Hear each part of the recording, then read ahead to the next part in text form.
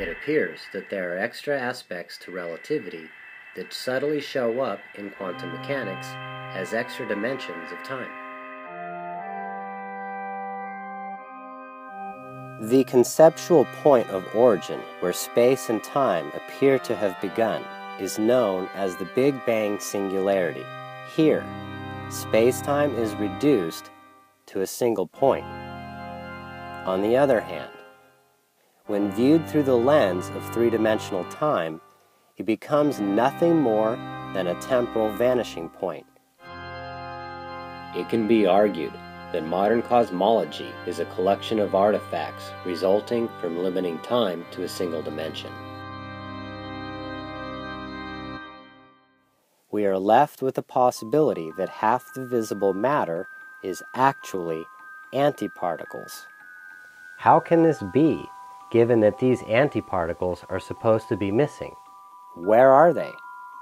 Well, apparently, right here. Everywhere, but going backwards in time relative to the rest of matter. Matter, then, is composed of particles and antiparticles as an alternating standing wave or a superposition within a time loop. Besides the characteristics of mass and energy, these loops take on the additional characteristics of charge and spin. Using temporal mechanics, cross-conjugation unveils an innovative form of symmetry that appears to be showing up in new physics experiments through a variety of newfangled anomalies. We are now fully prepared to examine the mechanism of cross-conjugation and how it corresponds with both general relativity and quantum mechanics.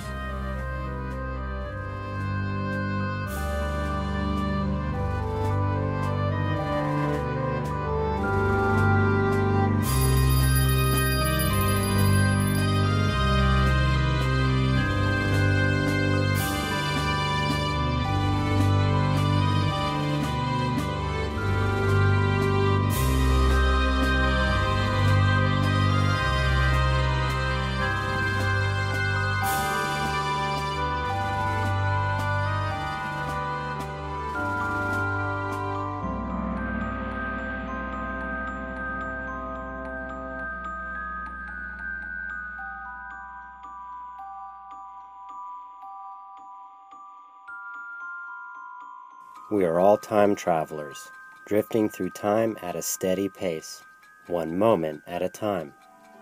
In what direction are we moving through time?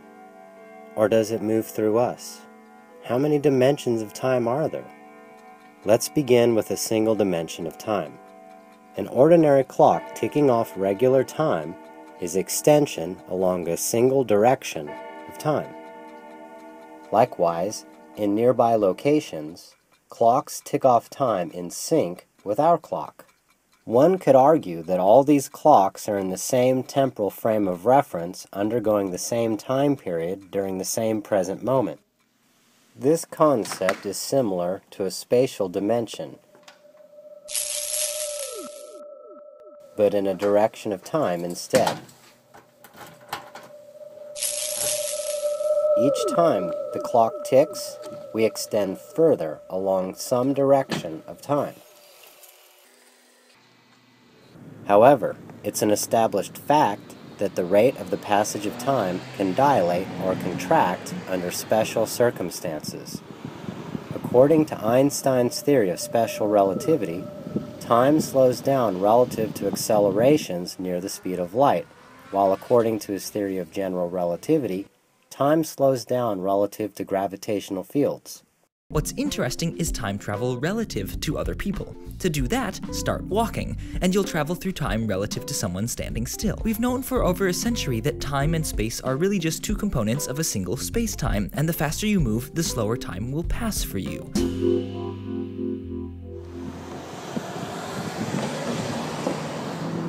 Let's apply the concept of time dilation to our scenario.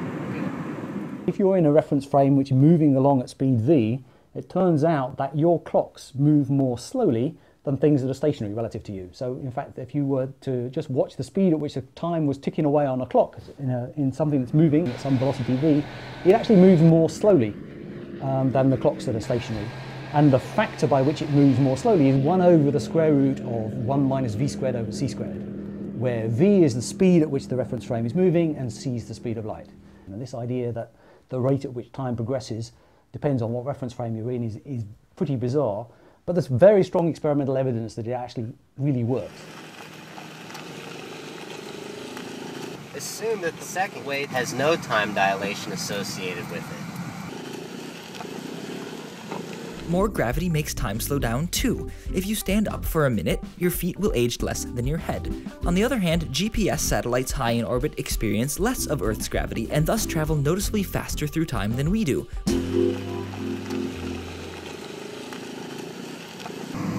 On the other hand, assume the third wave undergoes severe time contraction instead.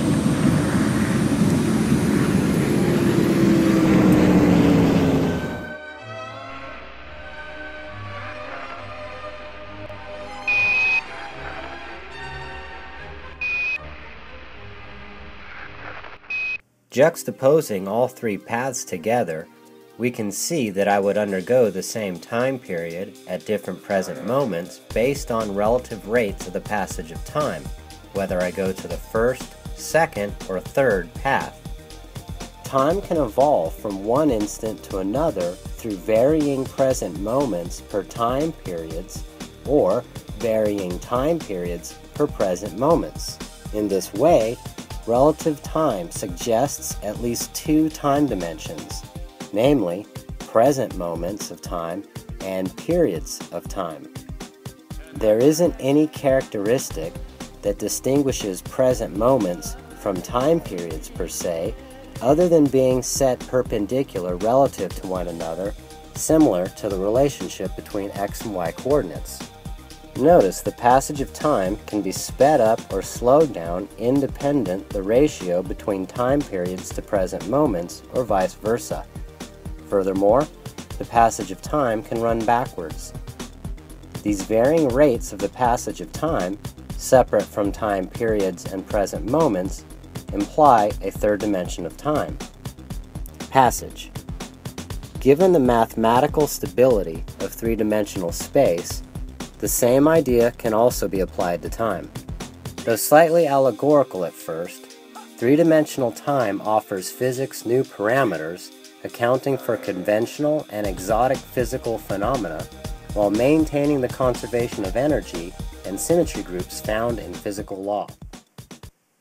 When I was in my late teenage years, I asked my great-grandmother if time seemed to go by faster for her as she got older. She laughed and said it seemed like she could just sit on her porch and watch the grass grow. Astounded by the possibility, my mind began to wander. I remembered anticipating my 5th birthday. It seemed like an eternity, whereas at the time, a week didn't seem so long, and according to my great-grandmother, when you're old, years seem to fly on by. Assuming this to be true, if two people experience the same event, like a conversation, at different rates of the passage of time, what is actually happening during the conversation? Are they sharing the same moment in some weird way, or are they actually in two different moments relative to one another? As we sat and talked, I wondered if she was further in the future relative to me, experiencing time at a faster rate, and whether or not I was in the past relative to her, experiencing time at a slower rate. This would mean we were not experiencing the exact same moment at the same time, relative to one another. Relative to my great-grandmother, she would experience this conversation before I would, and relative to me, I would experience this conversation after she did.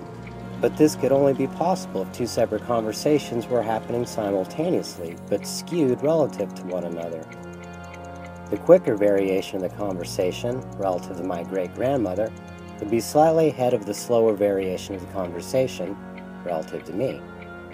However, this implied that the great-grandmother, relative to herself, exists distinctly separate from the great-grandmother, relative to me. This would also mean that there exists a me relative to great-grandmother that wasn't me. A me distinctly separate from me. As I contemplated, I wondered, how many hers and me's could there possibly be? There would have to be a different great-grandmother and a different me relative to each and every other variation. In other words, there appeared to be infinite variations of everything spread out over infinitudes of dimensions. Could we ever be able to measure and distinguish different rates of the passage of time and work out whether or not these bizarre implications were real? Consumed, I began to work on calculations to solve this riddle. Unfamiliar with Lorentz transformations, Poincaré groups, or geodesics at the time, I had no suspicion that the calculation I was working on would have any implication on physics. It seemed at the time to be nothing more than a mind puzzle, or insight into our perceptions of time at best. Later, during a physics course at the university, I could see exactly how this calculation could be applied to physics. But instead of corresponding to subjective experiences of different rates of the passage of time, I saw how the calculation could be applied to relative frames of reference in a way that, apparently, hadn't been tried out yet, which seemed very odd to me. Imagine that at some point in the near future, we have the technology to perform the twin paradox experiment with a set of real-life fraternal twins, and a spaceship that can travel near the speed of light. Let's assume that these twins initially experience the same rate of the passage of time. As soon as the traveling brother, Bob, begins to accelerate towards relativistic speeds, Bob's rate of the passage of time begins to slow relative to Alice, his more stationary sister, whose rate of the passage of time begins to increase relative to Bob. Since Bob is in an accelerated frame of reference and traveling at relativistic speeds, the Lorentz transformation calculations can be used to account for the relative time dilation between Alice and Bob. Assume Bob travels at 80% the speed of light. If we calculate relative time between Alice and Bob at the midpoint of Bob's journey, Alice will have experienced 10 units of time, while Bob will have experienced only 6 units of time. This device is a light clock, 2 mirrors that face each other with a particle of light or photon bouncing between them. Such a clock shows directly how time is changed by speed. The motion of it will affect the rate of ticking. You'll notice that the clock is ticking more slowly as I move it. Why is that? Well, the photon is making a zigzag path to reach one mirror and then the other.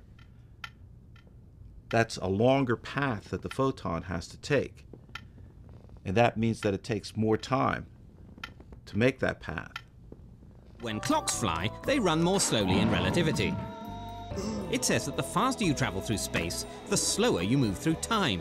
This concept of time dilation provides the basis for our global positioning system.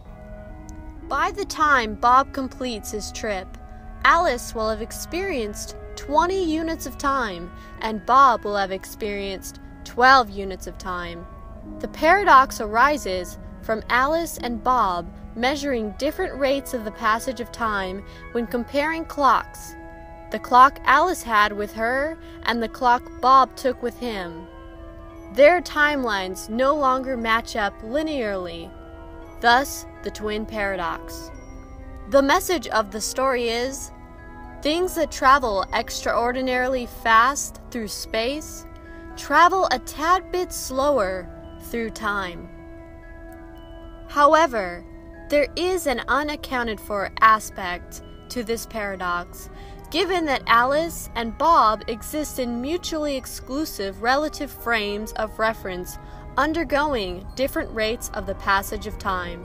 Since Alice and Bob measured different rates of the passage of time, the rate was slightly faster relative to Alice and slightly slower relative to Bob. Unbeknownst to Alice and Bob, Alice exists slightly into the future relative to Bob, and Bob exists slightly into the past relative to Alice. While in transit, Bob's rate of the passage of time decreases relative to Alice. Though Bob eventually decelerates, returning to his original temporal frame of reference, contemporary with Alice, Alice and Bob still exist along separate timelines running parallel but staggered in relation to one another. Alice and Bob interact through supernumerary propagations of Alice relative to Bob and Bob relative to Alice, for all Bobs and all Alices, such that each Alice and each Bob exists separately in mutually exclusive timelines relative to one another. This shift in timelines between Alice and Bob is unaccounted for by the Lorentz transformation. Using the Lorentz transformation for his calculated arrival time, when Bob returns, he apologizes, saying, "Sorry I'm late." However, using the Lorentz transformation in her calculation for Bob's arrival time, Alice looks at Bob with astonishment and says, "Oh, you have arrived early." Yet, if we apply the basic existics equations to the Lorentz transformations, this slight variation in relative time can be accounted for, hence the adjusted twin paradox. Since Lorentz transformations use only one time dimension, if time is multidimensional, anomalies like the ones mentioned above should arise experimentally. Moreover, a similar paradox has been pointed out, but with the emphasis on space contraction instead. Bell's spaceship inequality. Two spaceships connected by a string, they both accelerate. What happens to the string? Does that string break? Or does it not? So here's three things. String will droop, the string will break, or it will just remain the same. These spaceships are going in a straight line. Are they going to break their strings or not?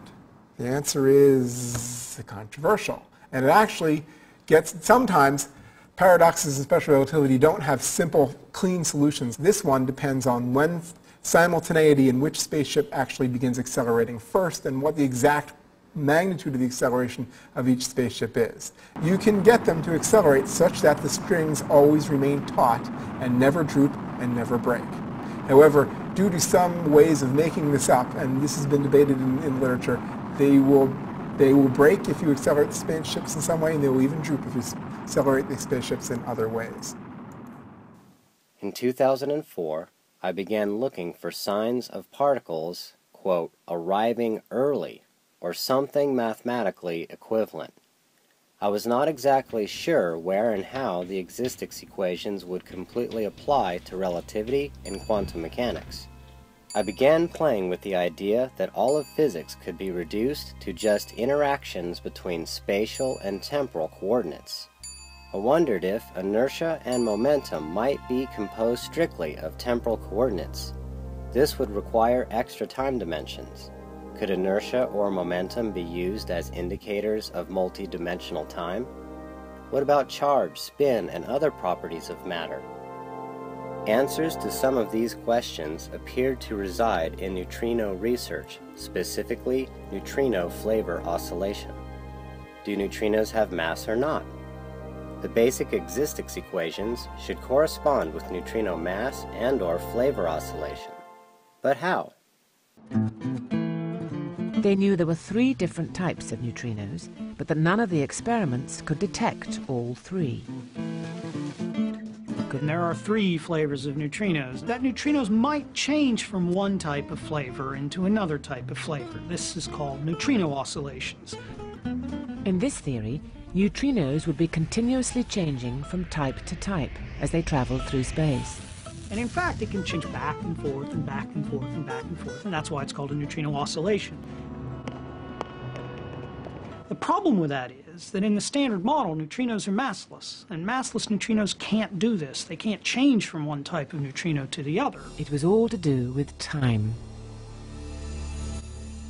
For anything to change, time must pass. And according to Einstein, if you're traveling at the speed of light, there is no time. And therefore, no change. Neutrino oscillation is a time-dependent phenomenon. It requires a neutrino clock. That requires that the neutrino travels slower than light. That requires that the neutrino have a mass. If you don't believe neutrinos have mass, then they can't oscillate. In the fall of 2011, physicists at CERN working on neutrino research made headline news that caught the world's attention.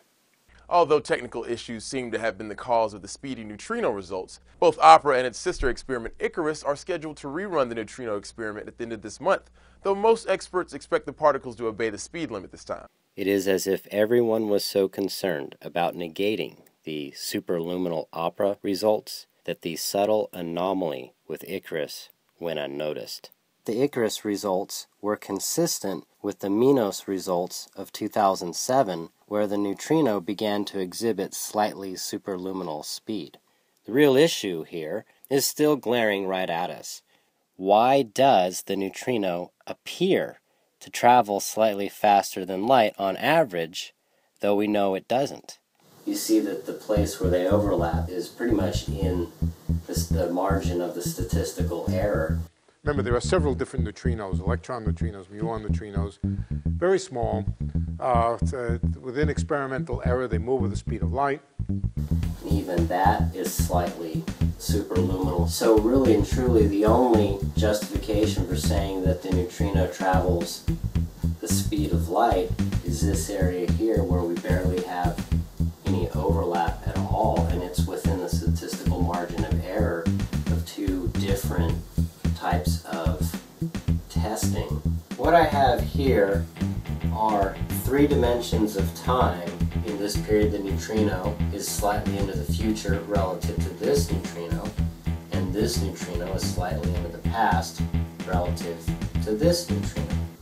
So we have to know exactly what time the collision happened, and exactly when we caught the corresponding neutrino. And because the scientists in Switzerland are hundreds of kilometers away, we have to use timing signals from GPS satellites in order to synchronize our clocks. If we're off by even a microsecond, we'll get the speed wrong by 1,000,000 kilometers per hour. So what happens is, and what is not accounted for in general and special relativity, is that this neutrino is going to descend in the dimension of the passage of time down to a slower rate of the passage of time.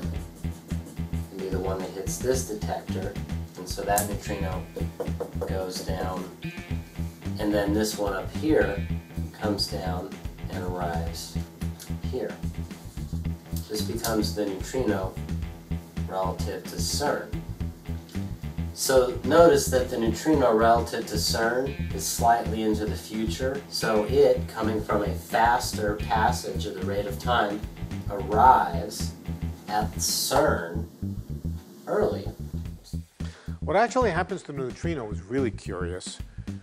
What happens with the neutrino? There are left-handed neutrinos, and of course they go along with right-handed antineutrinos. If a neutrino is left-handed, then the antineutrino is right-handed. And one way of having a mass for the neutrino is to have a left-handed neutrino make transitions to right-handed antineutrinos. Mass is always, for fermions, it's always left hand turns into right hand, turns into left hand, turns into right hand, processes which involve that. For neutrinos, curiously, the right-handed particle, which the neutrino can make a transition to, is the antiparticle of the left-handed neutrino. A particle which gets its mass by mixing in this way with its antiparticle is called a Majorana particle. Other predictions stemmed from applying the basic existence equations to physics, but now in quantum mechanics. In 2003, while attempting to apply the basic existence equations to relativity, I got lost in the Lorentz transformations, space contraction, time dilation, time contraction, space dilation, and so on and so forth. I thought about how the existence equations might be applied to the twin paradox, but in reverse. While trying to remember which way went with the contraction or dilation of space-time coordinates, I imagined the application in forward and reverse time simultaneously. Then all at once, three distinct concepts converged into a single principle. Symmetries between beta decay-like and reversed anti-beta decay-like phenomena could oscillate in a time loop as a temporal superposition of a hydrogen atom-like structure. These diagonal symmetries appeared to take into account charge parity violation. A forward and reverse time loop model resembles aspects of Heisenberg's uncertainty principle, incorporating a new principle into quantum entanglement, the inclusion principle. The inclusion principle and the Pauli exclusion principle work together to account for quantum entanglement, but in a new way, through identity crises. At a certain phase in a time loop, the distinction between forward-moving particles and reverse-moving antiparticles becomes indistinguishable, or, when two identical particles are in close enough proximity, that the distinction between the two particle states becomes impossible to distinguish. Interestingly, physicist Daniel Kleppner applied the term identity crisis slightly different, but in such a way that it exemplifies the inclusion principle as an additional aspect of quantum entanglement. In 1925, a young Indian physicist, Satyendra Bose, sent Einstein a paper he'd been unable to publish. Bose had attempted to apply the mathematics of how light particles behave to whole atoms. Einstein realized the importance of this concept and did some further calculations. He predicted that on reaching extremely low temperatures, just a hair above absolute zero, it might be possible to produce a new state of matter that followed quantum rules. It would not be a solid or liquid or gas, a Bose-Einstein condensate. Matter can exist in various states. Atoms at high temperature always form gases. If you cool the gas, it becomes a liquid. If you cool the liquid, it becomes a solid. But under certain circumstances, if you cool atoms far enough to extremely low temperatures, they undergo an identity crisis. When you go to low temperatures, the quantum mechanical properties of the atoms become important. Each one of these atoms starts to display wave-like properties. So instead of points like that, you have little wave packets like that. Now, as you go to very low temperatures, the size of these packets gets longer and longer. If you get them cold enough, they start overlapping. And when they overlap, the system behaves not like individual particles, but particles which have lost their identity. This little wave packet over here can't tell whether it's this one or that one or that one or that one or that one or that. It's there and it's there. They're all in one great big quantum state. They're all overlapping.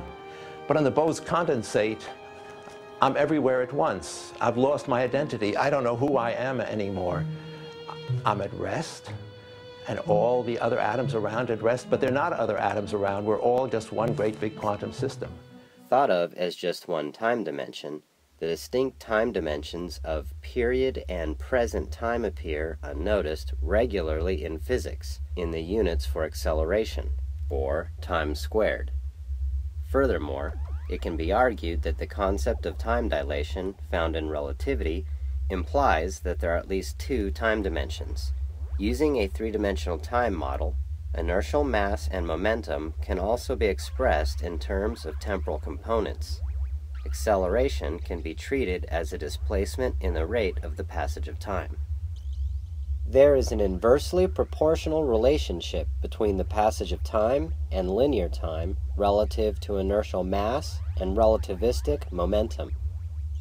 This is easier to understand when examining the expressions of thermodynamics and how they relate to temporal mechanics. The relativistic effect of an increased temperature on the internal motions of atoms within a substance is very subtle, if not impossible, to actually measure. However, an increase in the temperature is tantamount to a slight increase in effective mass. Technically speaking, inertial mass is Lorentz invariant and does not change while undergoing relativistic transformations. Nevertheless, there is a link between thermodynamics and the temporal mechanical expression for inertial mass and relativistic momentum. We will see that this particular subtlety is extremely significant. The temperature of the average molecule in the bucket is 50 degrees, and the temperature of the average molecule in the cup is 100 degrees. The bucket obviously contains many, many more water molecules than the cup does. The degree of hotness is higher in the cup, but the quantity of hotness is greater in the bucket. We know that it's the speed of the molecules that determines the degree of hotness of something. Degree of hotness only depends on speed. It has nothing to do with how many molecules there are. Although the molecules in the bucket aren't going as fast as in the cup, there are more of them, so they more than make up in mass what they lack in speed. And it's mass, combined with speed, that determines quantity of hotness. The word for degree of hotness is temperature. The other word for quantity of hotness is heat. The big difference between temperature and heat is that temperature depends on speed only, whereas heat depends on both mass and speed. The water in the cup has got a high temperature, but very little heat. And the water in the bucket has got a much lower temperature, but a great deal of heat. In a closed-loop thermal system, such as an idealized heat engine, the inversely proportional relationship between temperature and the change in entropy can be used to set the heat engine into motion. Analogously, the inversely proportional relationship between the passage of time and linear time can be used as a mechanism for the evolution of time. If you're like most high school science students, you were probably taught that absolute temperature is the measure of how much atoms vibrate. As you get colder and colder, they vibrate less and less until they come to a standstill at absolute zero. That's not quite the whole story. A more accurate description of temperature would represent a loop. Anything beyond absolute zero or infinite temperature would be in the negative. Assuming that a time loop and a temperature loop are isomorphic, absolute temperature needs to be re-examined in terms of the passage of time. The specific heat of liquid helium rises astonishingly as we approach 2.17 degrees, the lambda point. As we approach 2.17 degrees, boiling becomes increasingly violent. Suddenly it stops. This was the transition.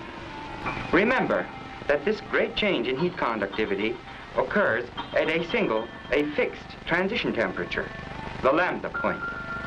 We do indeed deal with a change in phase, only here it is a change from one liquid to another liquid. As we've told you before, the specific heat of liquid helium is very large at the lambda point. This discontinuity in specific heat is another reflection of the fact that we are dealing with a change in the phase of the substance.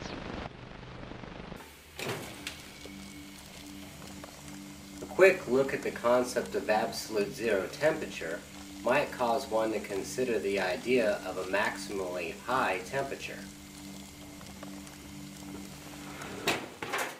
I mean, we know that there is an absolute zero, but is there an absolute hot?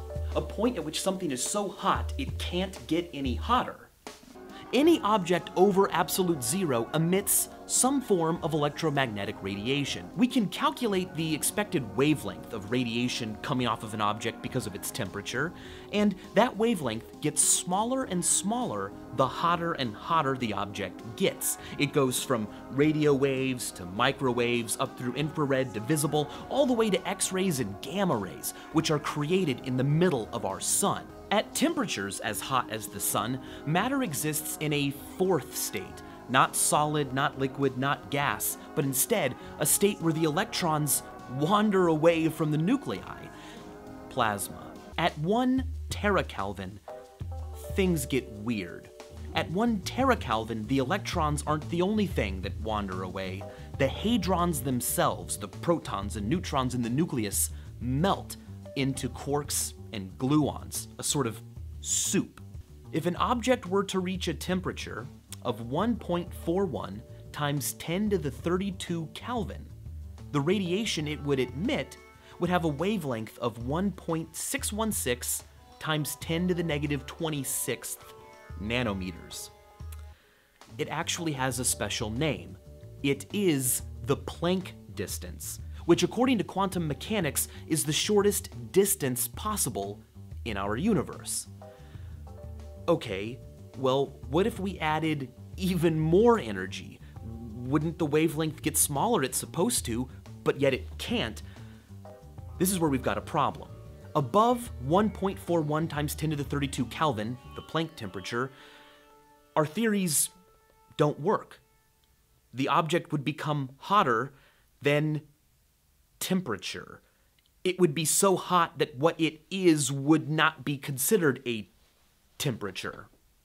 Assume that the thermal property of each substance has a maximum and minimum temperature range that we can place in a temperature loop. This idea is consistent with blackbody radiation such that only so much energy can be put into a loop before the cycle repeats phase. The absolute value for temperature represents the maximum range of values for temperature taking into account both positive and negative temperature. The left and right side of the loop can account for the maximum and minimum change in entropy proportional to change in heat content and inversely proportional to temperature. Substituting the passage of time for temperature and substituting linear time for changes in entropy, the thermodynamic expressions for a Carnot heat engine can be used to describe a mechanism for the evolution of time in 3 dimensions. Ignoring the Kelvin temperature scale for a moment, assume negative temperatures correspond with temperatures below the transition point for supercooled substances, or above the transition point for superheated substances. Transition points become places where the change in temperature or the change in entropy reverses. Conversely, at the transition points in the time loop, the direction of time flips or reverses. The properties of negative temperature are synonymous with the properties of motion in reverse time, just as the properties of positive temperatures are synonymous with the properties of motion in forward time. Consequently, we should observe a similar type of behavior at high temperatures. So how do you take quarks in a proton and a neutron and separate them? Actually, we could separate quarks from one another if we were to supply enough heat and enough density. Actually, Wilczek had something to do with that. Maybe if I smash a bunch of protons together and I produce matter that has enough temperature and density, maybe I can actually produce quarks that are separable or separated, and we say deconfined. This is at Brookhaven National Lab, Long Island, New York. This is not just an accelerator, it's actually 2 accelerators in one, and the beams collide. You have a beam going one way, you have a beam going another way, and at 4 spots they actually cross and collide. Gold nuclei beams. And these beams were traveling at 99.999, percent of the speed of light. So you have 2 nuclei traveling nearly the speed of light. They collide, and as they penetrate one another, they nearly stop. And all that energy of motion, all that kinetic energy, is almost instantly transformed into making thousands of particles. The model assumes that this stuff that we made, the stuff that lasts for about 10 to the minus 22 seconds, is like a liquid of quarks and gluons. This is something which is amazingly hot, 1 trillion degrees, and it flows like there's nothing to slow it down. This liquid is really, really viscous, almost viscous-free. So it's a cool liquid. It's a cool liquid. When the temperature loop is maximally hot, the entropy is 0. This restricts maximum absolute temperature to finite temperatures and becomes a parameter or limit of a temperature loop. When temperature is 0, the change in entropy is at the maximum range, finite or infinite. In this example, heat conduction can operate in one of 2 ways: as a reversible closed-loop system or as an indefinitely open, irreversible system. In either case, this idealized mechanism is in continuous action. In Carnot's ideal engine, the ratio of the heat taken in to the heat wasted was the same as the ratio of the 2 absolute temperatures needed to drive the engine. In other words, and this was the ideal that stemmed from Carnot's imagination, something that goes in is the same when it comes out. If it's not the heat, and if it's not the temperature, what is it? It's the heat divided by the temperature at which it flows. And according to Clausius, that's entropy. In a Carnot engine, some entropy flows in at high temperature, does its job, and the same amount of entropy flows out at low temperature. So an ideal engine conserves energy. This brings us to a question. Are these time loops perpetual, or can they have a beginning and an end? In thermodynamics, a heat engine acts like an idealized reversible engine until it runs out of having a source of heat, or the engine breaks down, etc. In a similar way, time loops continue to cycle until they run out of, or break down from, what exactly? A better way to understand this temperature loop model is to see it through the action of ordinary everyday motion, such as with an air conditioner or a refrigerator. Inside, fans circulate air across the tubular network containing coolant. The inside air temperature decreases as the coolant absorbs heat through the tubing. Let's diagram the compression refrigeration loop. We'll start with a closed loop tube, and we'll fill it with coolant that in this case has a boiling point somewhere near room temperature. Let's insert a pump. At the other side of our diagram, opposite the pump, we'll insert a valve, letting just a bit of fluid through, but keeping most of it back, building up pressure on the upstream side of the valve. We'll see that we have most of the fluid on one side of the loop, a high pressure side downstream of the pump and upstream of the valve. The other, low pressure side, has less fluid because the pump is busy trying to move the fluid around faster than the valve is letting it through. On the high pressure side, we are pushing, squeezing the gas molecules, forcing them into a liquid state. And on the low pressure side, we are ripping the molecules out of their liquid state and into a gaseous state. We are condensing on the high pressure side and evaporating or boiling on the low pressure side. So by boiling on one side and condensing on the other, we are creating a cold side and a warm side of our pipe. Let's position the cold side on the inside of our building and the warm side on the outside of our building. We might then draw in room air at room temperature, run it over a cold pipe, and supply it back to the room. On the outside, hot loop, we will utilize a fan to draw outside air across the hot pipe and deposit it back to the outside air. In a reversible thermal process, the initial and final changes in entropy equal zero. The initial change in entropy corresponds with the coolant absorbing heat.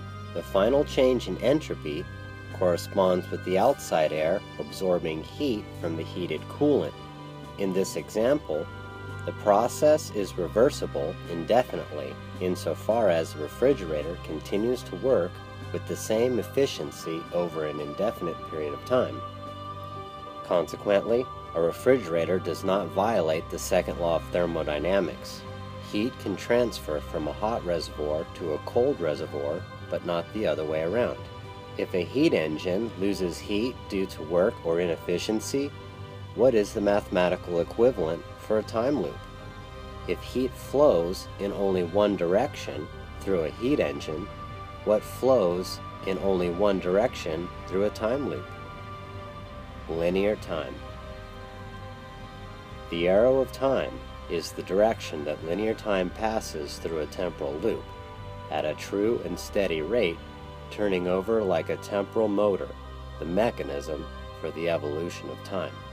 Though a time loop can be sustained indefinitely, eventually a time loop can run out of time and stop cycling. We can define relative absolute temperatures using absolute value bars. Instead of a temperature loop, we'll use a temperature arch, where the uppermost part of the arch corresponds with absolute maximum temperature, accounting for both positive and negative temperatures. We could also make an arch where the outermost part of the arch corresponds with absolute maximum change in entropy, or change in linear time, accounting for both forward and reverse time simultaneously with one direction of time.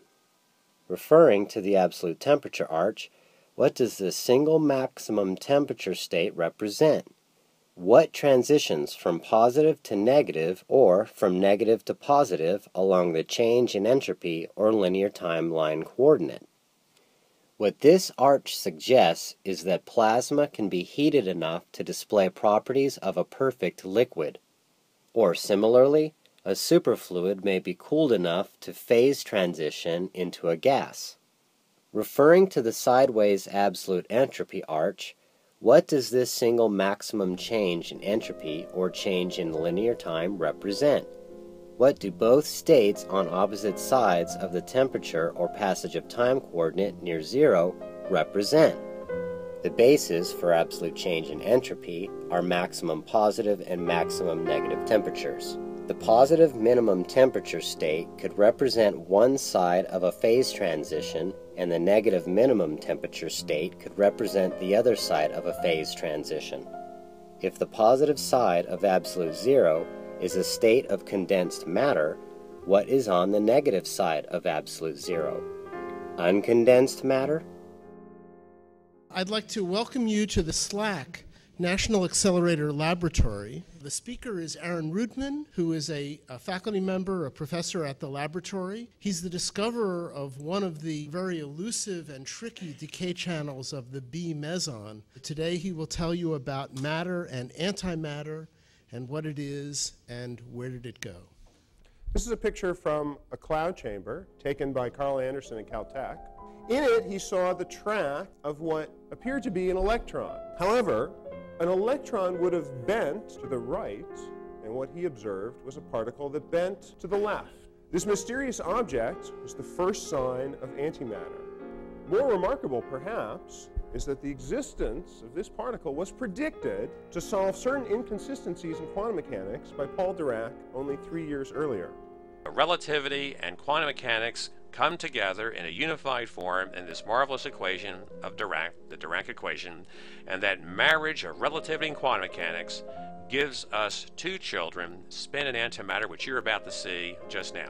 Here the beta matrix is 1, 1, negative 1, negative 1, and the E is multiplying the identity matrix. And the eigenvectors are simply going to be column vectors with 1 in one slot and zeros and everything else. And when you put in, the constants here, the eigenvalue for the energy for this one's mc squared, minus mc squared, minus mc squared. So you can see that the particle solution split into two kind of particles, one particle at positive energy, one particle with negative energy, and that we're just going to point out here we have two kinds of solutions in terms of the energy eigenvalues. Here is one pair of solutions, and here's the other pair.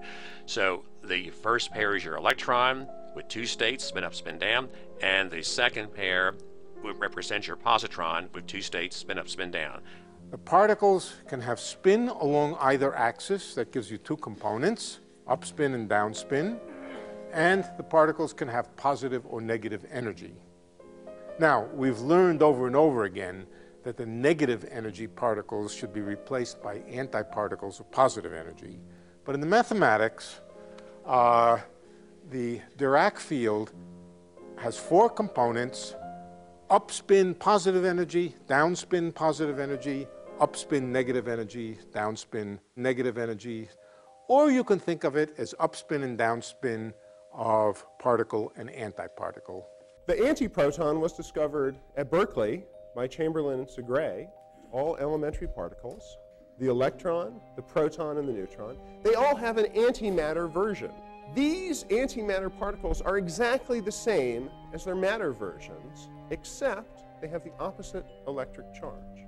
If we look at the world around us, we see only matter, only protons, neutrons, and electrons, not their antimatter versions, except for a tiny residual of antimatter in certain radioactive processes, in cosmic rays, and we can make antimatter in our accelerators. But as far as we can see, we do not see any signs of antimatter in the universe.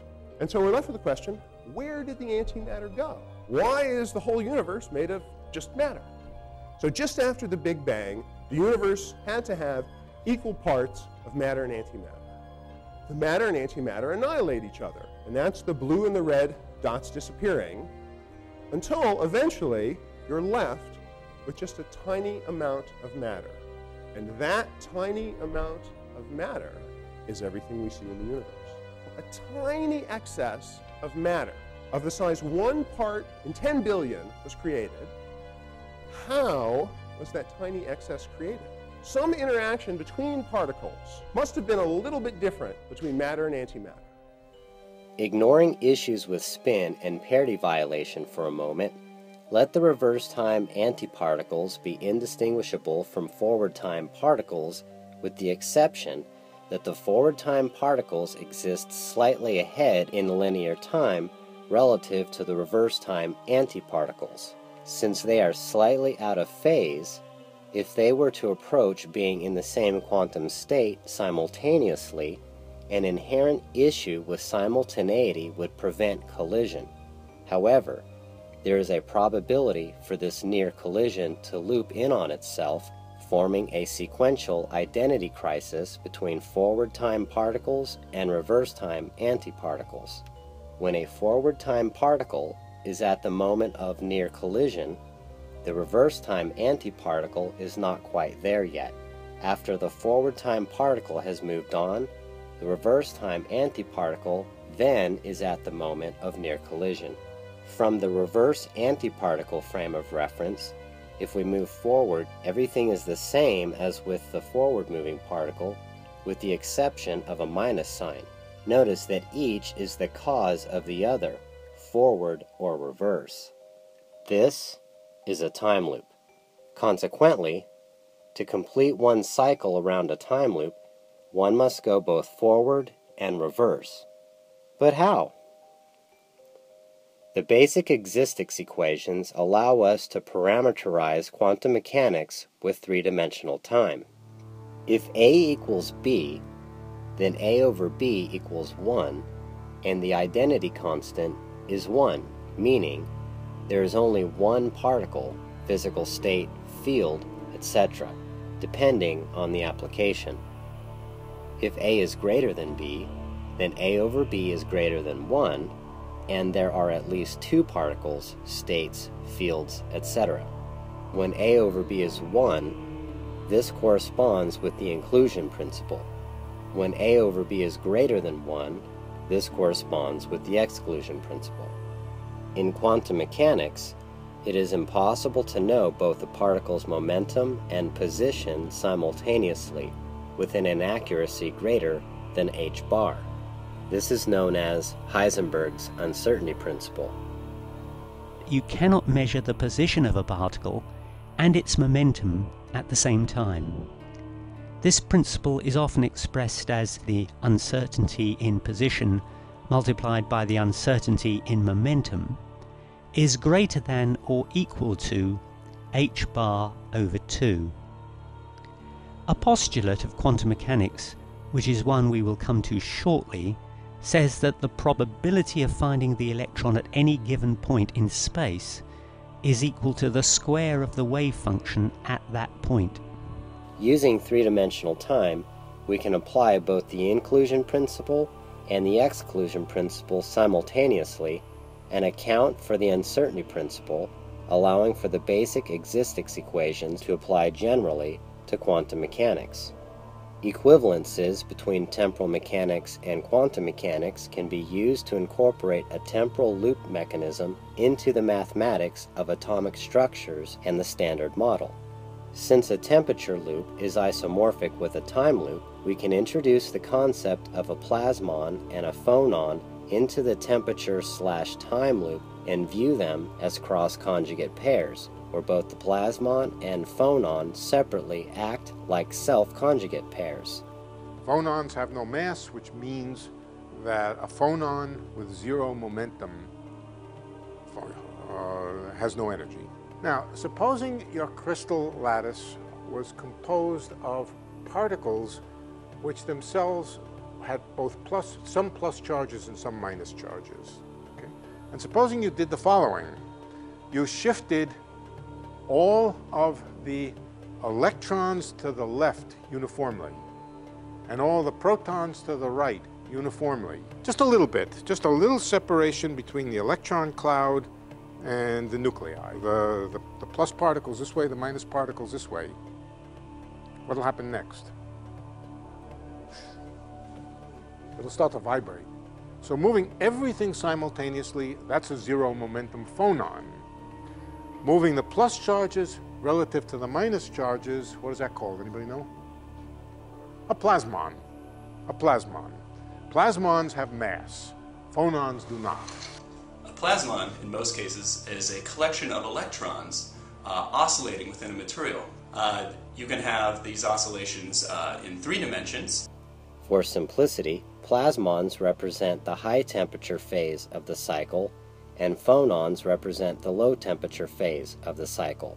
The plasmon and phonon states represent moments of identity crises within the temperature/time loop. The plasmon ID crisis occurs relative to the t' coordinate, and the phonon identity crisis occurs relative to the t² coordinate. We can view the absolute temperature arch and the absolute change in entropy arch as 2 separate expressions of entropy.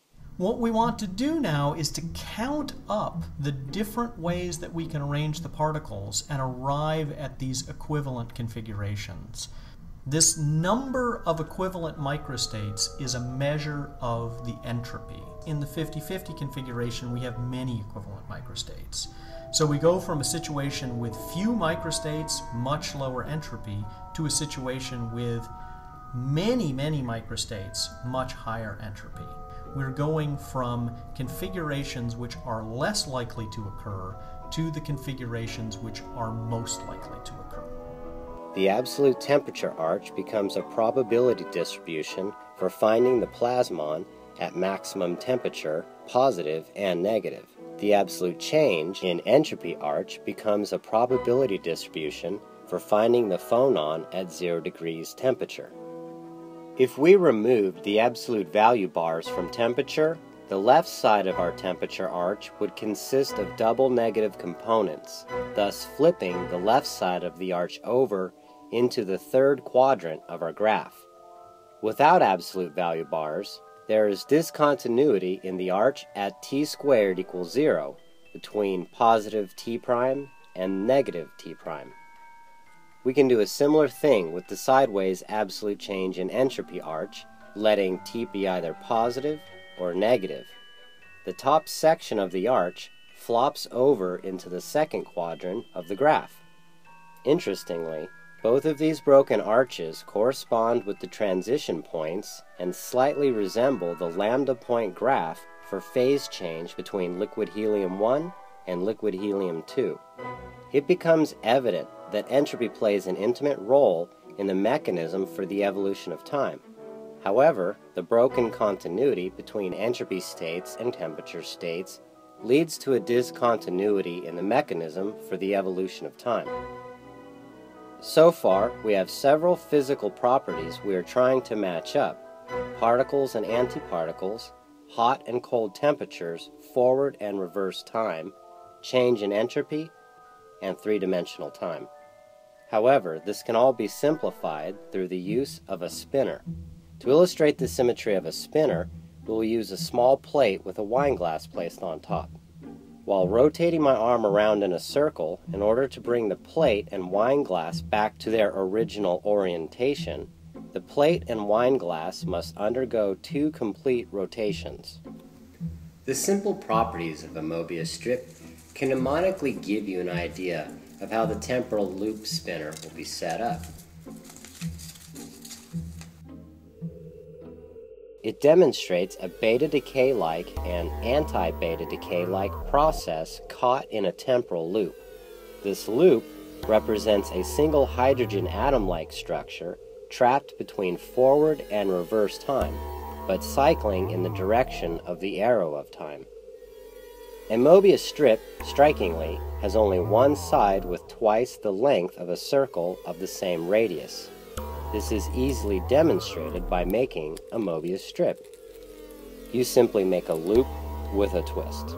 The bend, or twist, in the loop represents where the absolute values apply to our temperature and change in entropy arches, which is an example of cross-symmetry.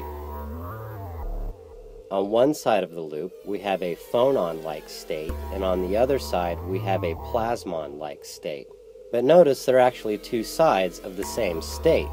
In this analogy, the spin and orbital properties of our plasmon and phonon are either complementary or supplementary depending on the signs of T' and T. This is a good analogy for how identity crisis plays a role in the mechanism of time evolution. So how does it work? When linear time passes through absolute zero, the temporal frame of reference appears to reverse time directions. When the rate of the passage of time passes through absolute zero, the temporal frame of reference appears to flip time directions. Since we use absolute T' can be either negative or positive, similar to frequency. Since we use T squared, T can be either negative or positive, similar to wavelength. T' and T squared can be oriented around a unit circle. When T' equals -1 or 1, T squared equals 0. When T' equals 0, T equals -1 or 1. When absolute values are used, T' and T are inversely proportional if there is a negative change in T' or proportional if there is a positive change in T'. However, without absolute values, where T' and T can be either positive or negative, the inversely proportional relationship is maintained through opposing signs, and the proportional relationship is maintained through equivalent signs. The cases where T' and T are inversely proportional and carry opposing signs can be configured into a loop or repeating circle. The cases where T' and T are proportional and carry the same signs can be configured into the linear time in and out sections of the time loop.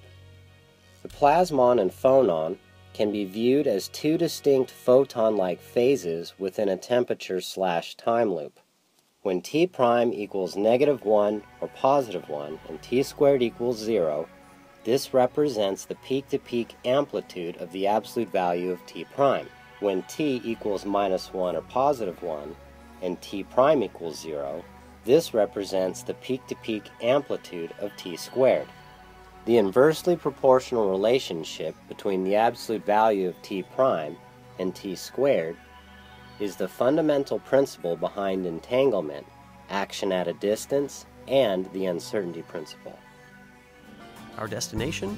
The lab of Enrique Galvez, physics professor at Colgate University. So what we're seeing is the fluorescing of the atoms and molecules in the card. If you could look closely enough, you'd see that the light comes in discrete units called photons. This is the heart of the apparatus. Every so often, something special happens. An incoming photon gets split in two. The photons are polarized in either the horizontal or vertical direction. The horizontal ones get created in one of the crystals and the vertical pairs get created in the other crystal. We cannot tell in which crystal the pairs were born, and that puts them in this quantum mechanical superposition. Their polarization is the same. They're either both vertical or both horizontal, but it's impossible to know which. Their polarization isn't determined until they're actually measured. The particle's properties are linked, even though those properties haven't yet been determined. If the photon is polarized, say, vertically, and it comes to a vertical polarizer, that photon will pass. If that vertical photon comes to a horizontal polarizer, it will not pass. If it comes to a polarizer that it is diagonal, and this is my vertical polarizer, I make it horizontal polarizer, but now if I put it at some diagonal angle, some of the light comes through. Photons are indivisible. So it's not that half a photon comes through, but that half the time the photon goes through. If we have polarizers that are parallel to each other, they will be transmitted through the polarizers and we'll get coincidences. But if the polarizers are orthogonal to each other, we don't get a case where both photons get transmitted. Now, when the photons are not entangled, then you have 50% chance for one and 50% chance for the other. So then if we measure coincidences, we'll get 25% of the time we'll get measured coincidences. Whether these two are parallel or orthogonal doesn't matter. Where the polarizers are orthogonal, we still get 50% chance that they'll go through and 25% chance that they will, that we will record coincidences. If photons are quantum entangled, they line up 100% of the time. If they're not, they line up only 50%, just by chance. It also really troubled Albert Einstein. He thought entanglement might be a sort of smoke and mirrors trick. It took nearly 40 years before Irish physicist John Bell devised a way to test both possibilities, and lo and behold, he found entanglement is real.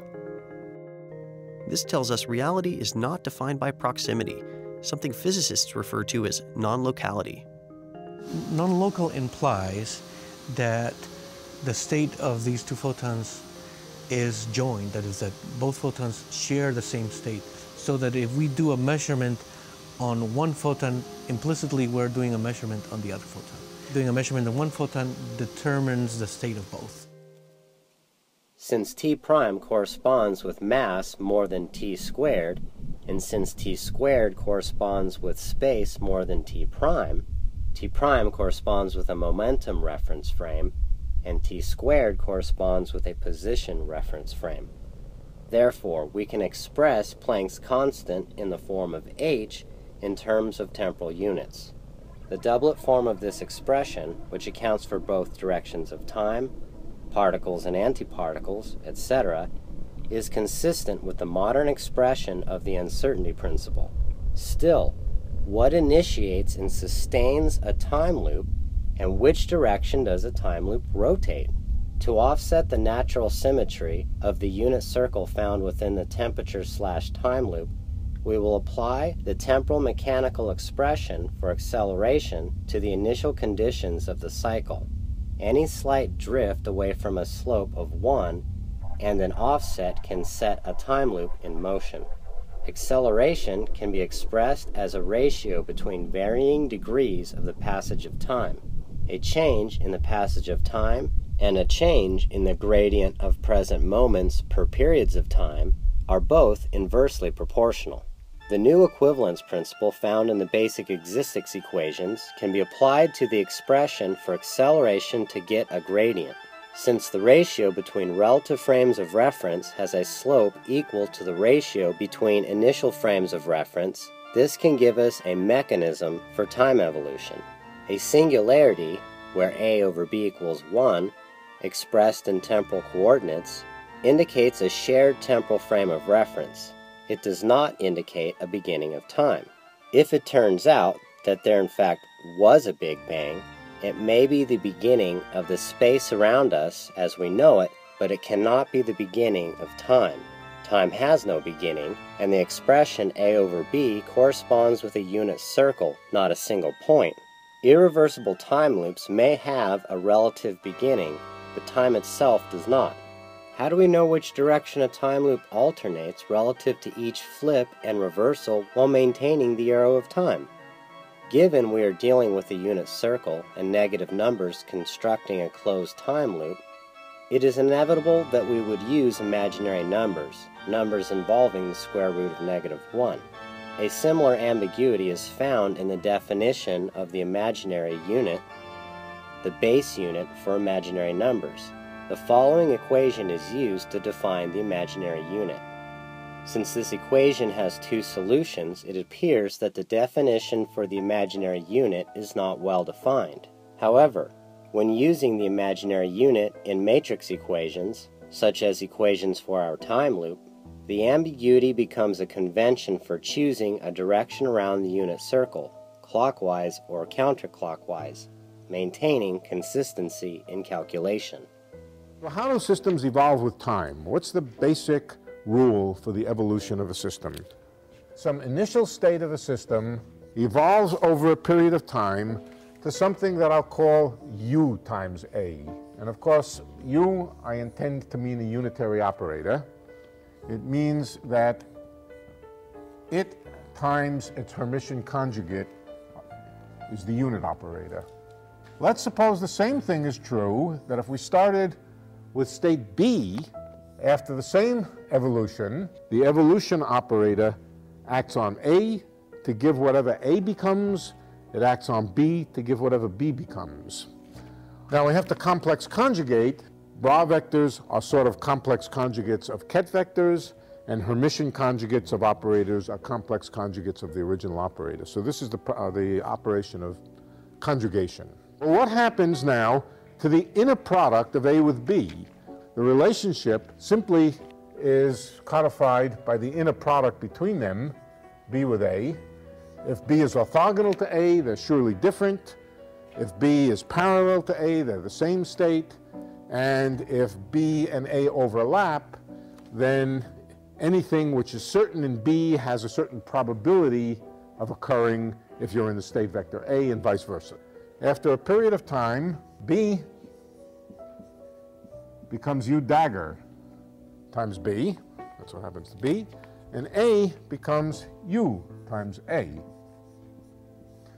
If you want to picture this in your head, think of these vectors as evolving in time. The state vectors evolve in time, but keeping the angles between them fixed.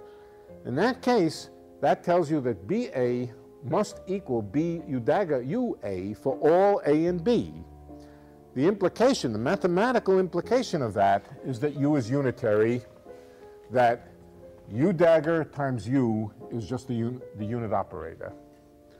All right, so that's the fundamental underlying principle of time evolution of state vectors in quantum mechanics. In physics, the mathematical function acting on a physical system that corresponds with the total energy of that system is called the Hamiltonian. After a time capital T, the system has evolved to psi of t plus capital T. And that, according to what we've written up there, must just be U of capital T times psi of small t. Time evolution through a certain amount of time is governed by a unitary operator. Since the total energy of a system cannot change while undergoing transformation from one state to the next, it is presumed that the Hamiltonian does not change, preserving the conservation of energy. The operator that governs time evolution from one state to the next must be unitary, unchanged both forward and reverse. One way of finding out how systems evolve is to let them evolve through very, very short time intervals. We can break up that capital T into a lot of little time intervals and evolve it over one small time interval, then another small time interval, then another small time interval. What can I say about U of epsilon when epsilon is small? If epsilon is small, the correction is small. So let's write down epsilon times something. This is entirely a convention, but I'm going to write it as, I think, minus. Do I want a minus sign? Yes, I want a minus sign, an I, an epsilon. That's the important thing, is the epsilon. There's no content to all of this I and H bar here. It can all be absorbed into the definition of capital H. We have to have that U of epsilon, or U dagger of epsilon, times U of epsilon should be equal to 1. U dagger is equal to 1 plus I epsilon over H bar times the Hermitian conjugate of H. When you Hermitian conjugate, you have to Hermitian conjugate the operators. 1 times 1 is 1. That's going to cancel this 1. Anything of order epsilon squared is too small to worry about. And the only thing that we have will be an I epsilon over H bar. And then from here times 1, we'll have H dagger. But from 1 times here, we will have minus H. So the result is H dagger minus H equals 0. Same thing as saying H dagger equals H. In other words, whatever H is, it has to equal its own Hermitian conjugate. There is an alternative way to solve this expression. We can simplify this to just being epsilon and infinitesimal, and we can simplify this to being epsilon and infinitesimal. What we end up with is 1 plus epsilon squared equaling 1. Now, it's argued mathematically that epsilon being an infinitesimal, if we square it, that's so small, so infinitely small, that we can think of it in terms of zero. That may or may not be true. However, there's a way to do this algebraically that seems to be more beneficial for defining things in quantum mechanics. Instead of setting this up so that 1 plus epsilon squared equals 1, we can have 1 plus epsilon squared equaling 1 plus epsilon squared, because honestly, we really don't know if that goes to 0 mathematically. We could defer to the equivalence principle found in the basic existence equations. What it allows us to do is still have the Hamiltonian being unitary, but with a gradient that this variance can allow for larger and larger time intervals. This new approach to time evolution suggests that the traditional approach corresponds with the conservation of energy only because there is no actual change of state over any period of time. Capital T was 0. Then psi of t plus capital T had better just be psi of the original t. The implication of that is u of 0. No evolution at all is just a unit. The identity operator. It does nothing. It leaves the state unchanged. In this way, the evolution of quantum states is invariant merely because nothing happened. If we compare the new equivalence principle found in the basic existence equations to our new expression of the Hamiltonian, taking the reverse side of a time loop into consideration and cross symmetry, we get an equivalence that matches our time evolution generator. We end up with an alternative approach to time evolution that actually has a gradient. The Hamiltonian is still invariant, but similar to how inertial mass is Lorentz invariant. There is a special case where we can still derive the traditional equivalence. A phase is a complex number. A complex number is an x and a y with an x equal to iy. It also can be represented as an r and a theta, and it can be represented in the form x plus iy. That's the complex number z. The notion of complex conjugate, the complex conjugate of a complex number, is just the corresponding complex number in the lower half plane, which has exactly the same form r, except instead of e to the I theta, it has e to the minus I theta. So whatever z is, r e to the I theta, z star is r e to the minus I theta. Why are the other two quadrants ignored? Now, in particular, there are special numbers, which are called just pure phases, special complex numbers, for which r is equal to 1. They are the numbers which lie on the unit circle. In other words, for which r is equal to 1, and theta can vary around from 0 to 2 pi, those numbers are called phases. E to the I theta is a special kind of number, which I will call a phase, and it has the property that when you multiply it by its complex conjugate, if we multiply z times z star, and if z is a pure phase, then the result is just 1. Why is that? Because it's e to the I theta times e to the minus I theta. Can our time loop be amalgamated with quantum mechanics by interchanging these disregarded components with components from our time loop? Mathematically speaking, this vector is not equal to this vector. But all of the physical properties of these two are identical. For example, supposing we took psi here. If we multiply psi by e to the I theta, in other words, if we multiply the ket by e to the I theta, what happens to the corresponding bra? The corresponding bra is psi e to the minus I theta. In this sandwich, in this K sandwich, we replaced the bread, psi, by e to the I theta times psi. The ket vector, we get the factor e to the I theta. This one we get the factor e to the minus I theta. And this would just cancel out of the expression. The phase is irrelevant. We can choose the overall phase of the state any way we like. Doesn't make any difference to what we would measure.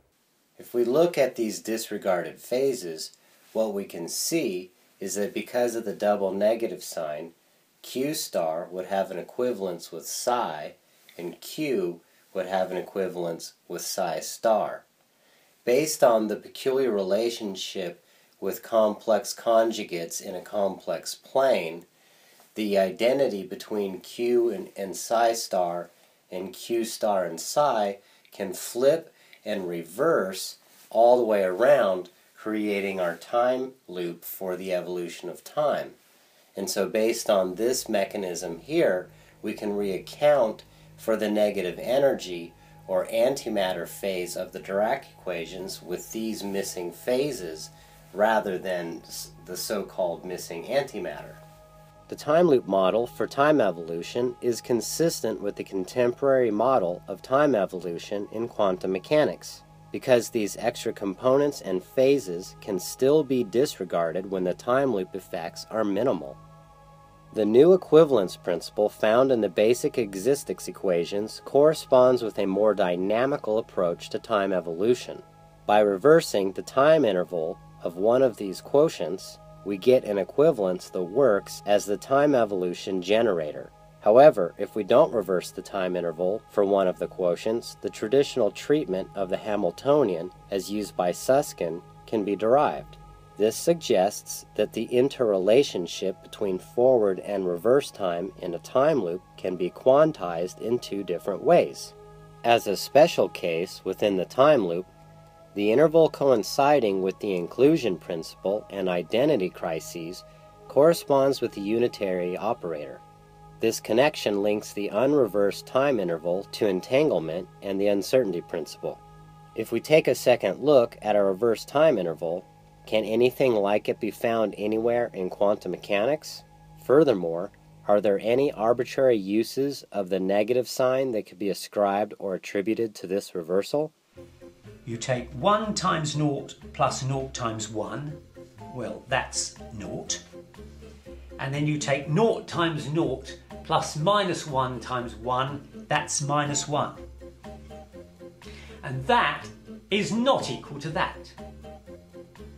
But I can quickly make it equal to that. I just put minus 1 in front, and then I convert that to plus 1. So effectively, I've now got exactly the same eigenvectors here, but the number in front is now minus 1. So I've got a situation that when I apply this matrix, this measurable, this experiment, onto the x eigenvector, which is the horizontal, I get an eigenvalue of plus 1. When I apply the same observable onto the y eigenvector, I get the same eigenvector back, but with an eigenvalue of minus 1. And the result of the experiment, is it horizontal or is it vertical, are given by the eigenvalues plus 1 or minus 1. This practice of bringing in a negative sign so that the eigenvalue has the proper sign could just as easily be attributed to the reverse time interval. Three-dimensional time loops have many features that are harmonious with quantum mechanics. Consider an electron orbiting a nucleus.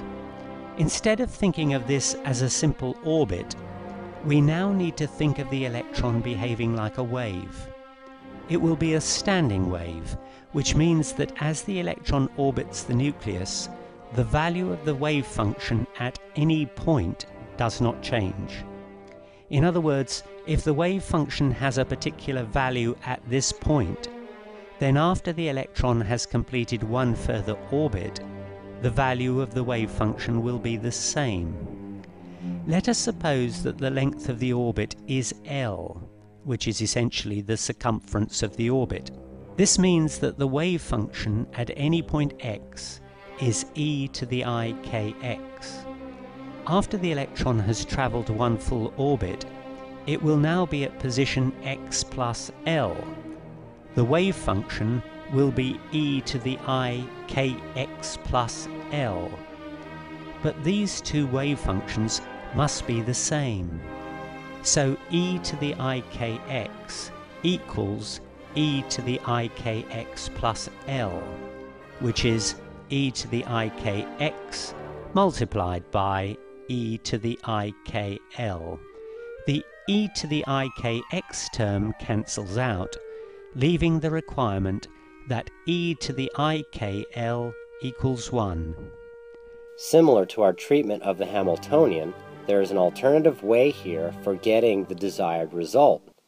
By setting these equal, though this may be true mathematically, this again seems forced. Alternatively, what we can do is go ahead and allow for e to the I kl initial times e to the ikx initial to equal e to the ikx final times e to the ikl final. And in the same way as the Boltzmann entropy temperature equations can be used to define work, we can go ahead and arrange this in the same way as we did with the Hamiltonian and account for the time loop with a forward and reverse time loop, the psi star loop and the q star loop equaling 0, and these each representing one or the other sides to the loop, the forward and reverse side of our new quantum time loop. We will denote this inverse function as q.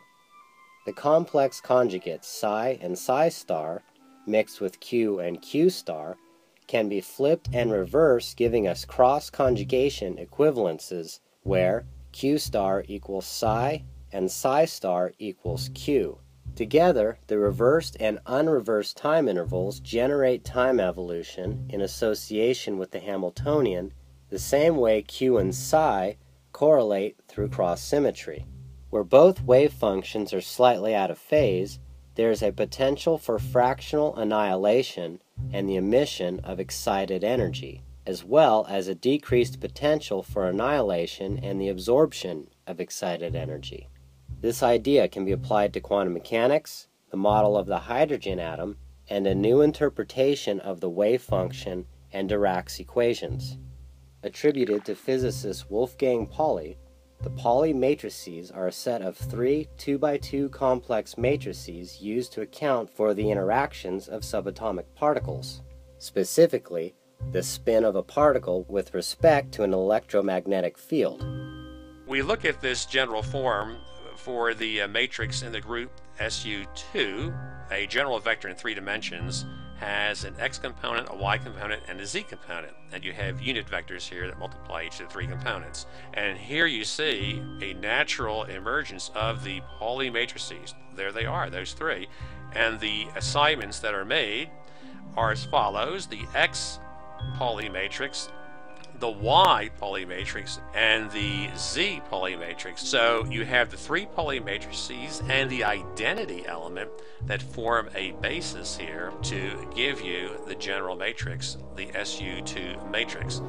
If we plot the maximal and minimal values for t prime and t squared into 3-dimensional coordinates using t sub 1, t sub 2, t sub 3, where t prime is t sub 3 and t squared is t sub 1 times t sub 2, we quickly see that the time wave can be expressed 3-dimensionally, in part using the Pauli matrices.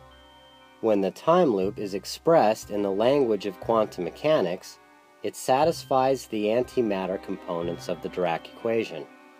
Now, the Dirac matrices have to satisfy the same anti-commutation relations as the Pauli matrices. However, there's only 3 Pauli matrices, sigma x, sigma y, and sigma z, and we need 4 matrices that have those relationships. So we put the first Pauli matrix in the upper right-hand corner and the lower left-hand corner, zeros everywhere else. And when we get to the third Pauli matrix, here's the trick. The Pauli sigma z trick is 1 and minus 1. So here we're going to have I and minus I. That gives us the extra degree of freedom. So we have 4 Dirac matrices instead of the 3 Paulis with this trick of thinking of the matrices in terms of 2x2 chunks. I write this all out here. This identity here is a 2x2, 0 is a 2x2, 0 is a 2x2, and I is again 2x2. So when you multiply this matrix times this, you'll get the same thing back with a 1, and when you multiply the identity times this eigenstate, of course, you get the same thing back. So that says the eigenvalue for the energy for this one's mc squared minus mc squared minus mc squared. So you can see that the particle solution split into two kind of particles, one particle with positive energy, one particle with negative energy. Now the negative energy is troublesome. We have two kinds of solutions in terms of the energy eigenvalues. Here is one pair of solutions and here's the other pair. The antimatter aspect of the Dirac equations may have been misinterpreted. The convention is to assume that matter is composed of particles distinctly different from antimatter, which is supposed to be composed of antiparticles. The hidden assumption of one time dimension locks in this interpretation of the Dirac equations. If we assume that matter consists of both particles and antiparticles cycling in and out of phase on opposite sides of a time loop, such as with an electron orbital around a hydrogen nucleus, the issue of missing antimatter disappears, and a complex relationship between time, energy, and mass appears. What's interesting is that if you apply the concept of extra dimensions of time, specifically 3 dimensions of time, and use a 4-vector metric similar to the one that's already used in relativity, you take the traditional metric and this new metric, apply them together, and you're able to derive 2 delta functions that pinpoint a particle's charge density, or energy states, if you will, and its mass. Sometimes you have nothing happening. You have nothing happening for a long period of time. Nothing happens for a long period of time, and then whack, an impulse. So wouldn't it be neat if we had some type of function that could model this type of behavior? It's called the Dirac delta function.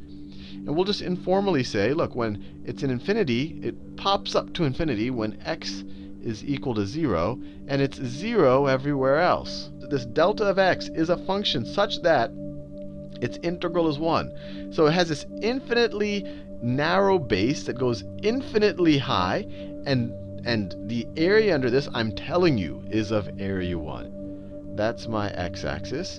And then if I put the t-axis, and I mean we could call it the y-axis or the f of t-axis or whatever we want to call it, minus tau and plus tau. So it's going to be 0 everywhere, and then at minus tau we jump to this level, and then we stay constant at that level until we get to plus tau.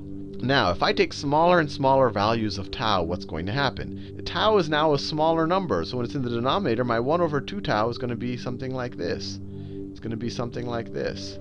Then my height is going to have to be higher. Well, these things are going to go infinitely close to 0, but this is the limit. They're never going to be quite at 0. And your height here is going to go infinitely high, so you're going to end up with your Dirac delta function. And because of this, if you say, if you ask, well, what's the limit? In intuitive argument, you could say that the limit as from minus infinity to infinity of our Dirac delta function of t dt is also going to be 1. And then right at t equals 0, my Dirac delta function pops up like that. And so this is your Dirac delta function. This oscillation within a double delta function is the culmination of 3-dimensional time loop properties expressed through the various applications shown thus far. The time loop oscillations can be associated with the equivalence between energy and inertial mass, where the reversible closed loop corresponds with the conservation of energy. This reversible closed time loop can be used to quantify energy levels with a self-screening normalized set of equations. But we have one additional problem that's characteristic of the theory itself, and that has to do with this problem. We have in our theory, for example, if we start with an electron here, we have a certain amplitude that it gets to here.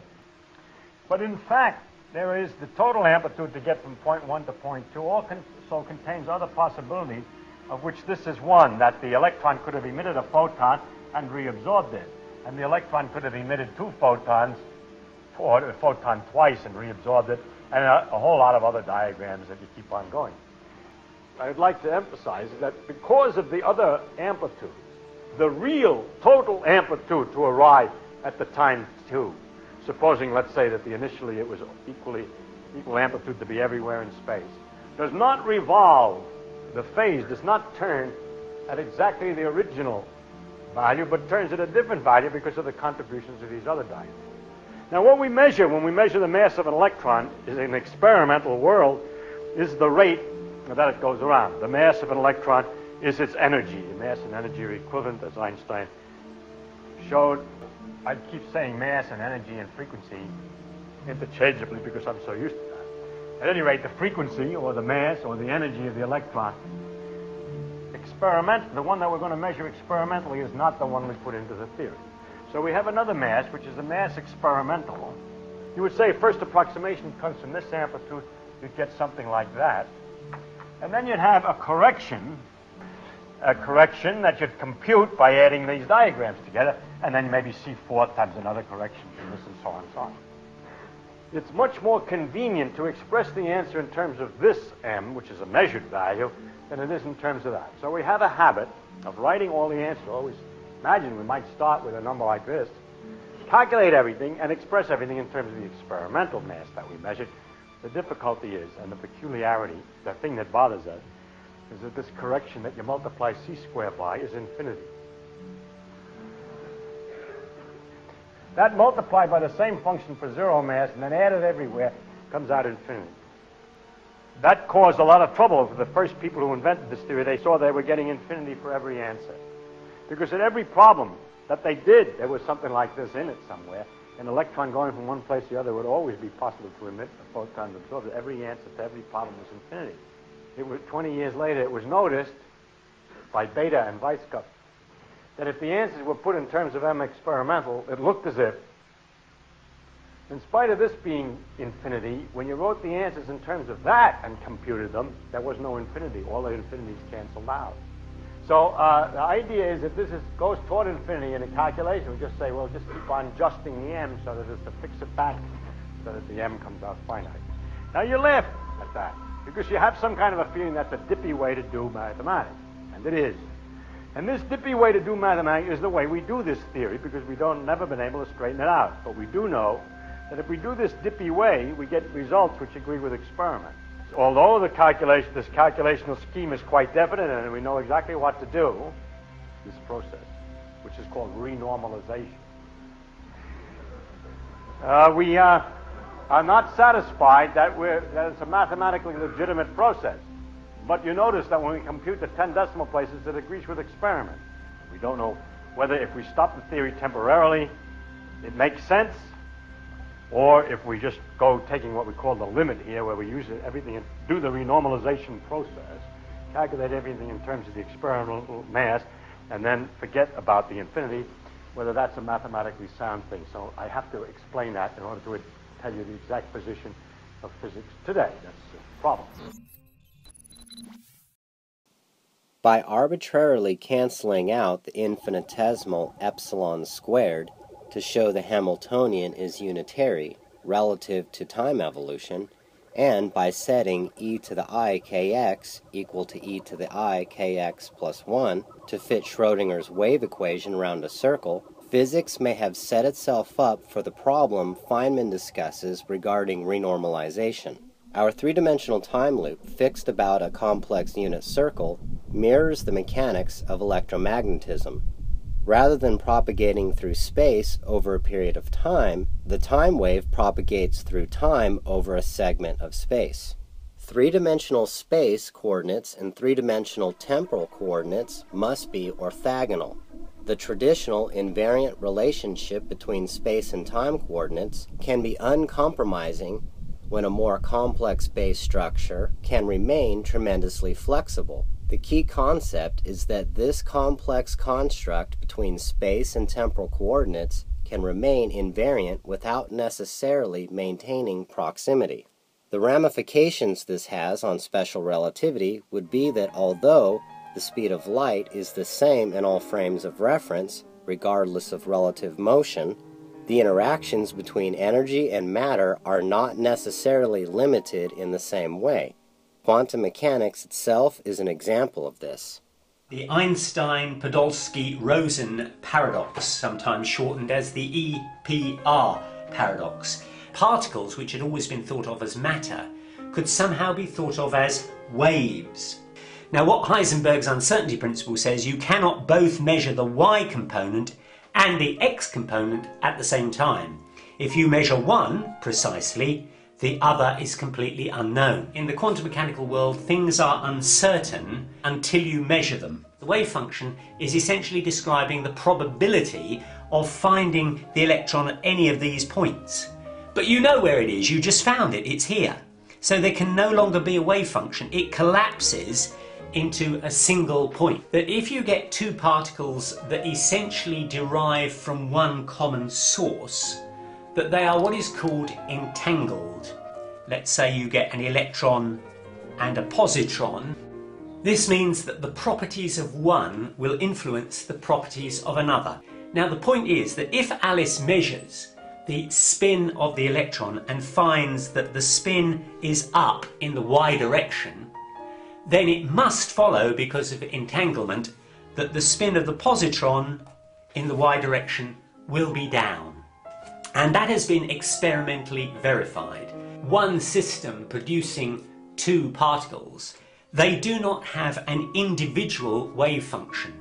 In fact, they have a shared wave function. This is a superposition of wave functions. These two particles contribute to one overall wave function. So here's the Einstein-Podolsky-Rosen paradox. How does that positron know what is happening over here in Alice's laboratory? Well, there are two possible explanations. One is that the two particles are somehow communicating with one another instantaneously. And this could be across the whole universe. You don't know what's going to happen to these two particles. They can fly off and travel enormous distances. Each is keeping in touch with the other to make sure that what is happening to one has a consequential effect to what's happening on the other. But that would mean that information would have to be transmitted instantaneously, that is, faster than the speed of light. The other alternative option is that somehow when these two particles are born, when they are created, they have some information within them. It's called, the technical term is hidden variables. They have information embedded within them that will govern their behaviour, but my word, they'd have to have an awful lot of information hidden away inside them to govern every single eventuality that might happen to them, either through instantaneous communication, which seems impossible because it would mean travelling faster than the speed of light, or through some kind of hidden variables or DNA embedded in each particle, which seems highly unlikely because A, it would mean that you would have to have a huge amount of information embedded, and B, you have no way of knowing of what the future holds in terms of interactions with other particles. So that's the paradox. Quantum mechanics is very good at describing what happens. We still have to establish why. Once quantum mechanics is seen through the lens of three-dimensional time, the EPR paradox loses its mystique. The speed of light is restricted to a set speed limit within each individual frame of reference. However, frames of reference can undergo periods of time at varying rates of the passage of time. The entanglement of particles, physical states, fields, etc. cannot be restricted to single reference frames. There must be underlying reference frames where the properties of entanglement are quantum mechanical yet remain consistent with special relativity without any mystery. This suggests the absolute space-like aspects within the concept of curved spacetime can be replaced with infinite sequences of relative frames of reference defining physical properties in terms of relations. The idea of absolute space and time becomes epiphenomenal. Space-time is a mathematical construct. It's just an auxiliary construction which is useful in replacing two real fields by one complex symbol. That's all it is. It's a trick for cutting down the number of equations that you write. Cutting it in half, basically, by writing them as equations for complex variables. A good analogy for this is the path integral formalization, to sum over infinite possible trajectories to calculate the quantum amplitudes for some quantum state. One of the ingredients in the approach to quantum theory that I am working on is called the path integral. The basic idea behind the path integral is that if a particle is measured to be at a particular position at a particular time, right there, then to calculate the quantum amplitude for it to be at a particular different position at a later time there, you have to consider all the possible space-time paths that the particle can take between those two space-time events. So every single path is to be considered. While the calculation in principle sums over all the infinite possible trajectories, the physicist doing the calculation doesn't actually examine each and every possible trajectory, yet the physicist can drive a smooth, continuous path. Space-time represents a single frame of reference of some observer perceiving distinct physical properties without necessarily accounting for every possible space-time coordinate configuration individually. This accounts for action at a distance. It only appears mysterious from a single frame of reference. Action at a distance does not violate the speed of light because nothing is traveling through space relative to three-dimensional time. Spatial coordinates can be extremely far apart while the corresponding temporal coordinates are extremely close, or vice versa. This unique configuration of spatial to temporal coordinates not only generates new forms of symmetry, but also raises issues of parallel universes. The best theory we have for what made our universe predicts that it isn't just really, really big, but actually infinite, going on literally forever in all directions. If I take three rocks here, orange, white, and black, I'll look around, oh, here's another one, orange, white, and black. If I take a larger pattern, then I have to look a lot harder to find a copy of it. But here it repeats. When I say all patterns of atoms repeat, I really mean all patterns, even the pattern of atoms that makes up me, Max Tegmark. If I go far enough away, there's going to be another exact copy of me who will not just look like me, but feel like he is me. I came up with one with a million, trillion zeros after it. And that's a huge number, but compared to infinity, which is the truth size of space, I think, it's just in our backyard. Three-dimensional space and three-dimensional time can be configured together through two separate four vectors, where one four vector coincides with 3 dimensions of space and 1 dimension of time, and the other four vector corresponds with 3 dimensions of time and 1 dimension of space. The single dimension of space and/or the single dimension of time are actually 3-dimensional vectors. However, they can be treated as single dimensions when expressed cross-symmetrically for the convenience of using the time-tested four-vector form. This way, temporal coordinates and spatial coordinates are still invariant, but with more degrees of freedom. Symmetry plays an important role in the mathematics of physics. For every left, there must be a right. For every up, there must be a down. For every front, there must be a back, and so on. In quantum mechanics, the principal symmetries that support physical law involve charge, parity, and time. Charge conjugation symmetry corresponds with reversing electric charge and all the internal quantum numbers. Parity symmetry corresponds with space inversion, reversal or flipping spatial coordinates, and time symmetry corresponds with reversing time derivatives.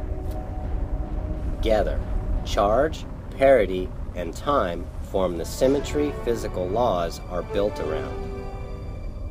But then, there was the Wu experiment, and then 2 unusual decays were uncovered for charged strange mesons.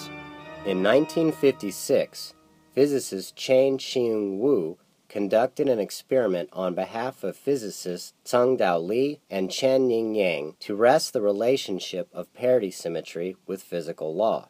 Radioactive cobalt-60 was cooled by liquid helium to temperatures near absolute zero and aligned with a uniform magnetic field.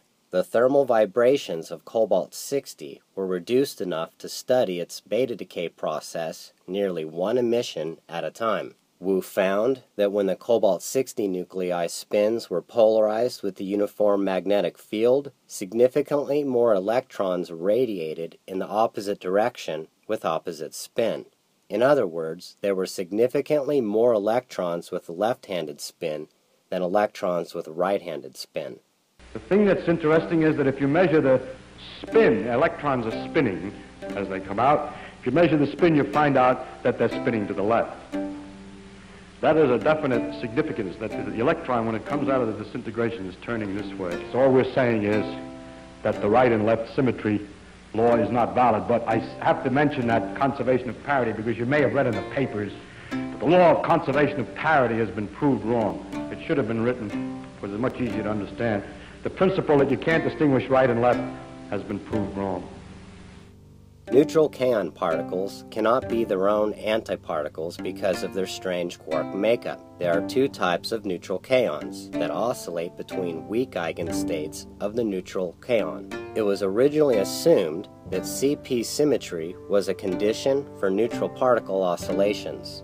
It was noticed that one of the weak eigenstates of the kaon decayed into 2 pions, where the other weak eigenstates of the kaon decayed into 3. The less massive kaons that decayed faster were labeled K short. The more massive kaons that decayed slower were labeled K long.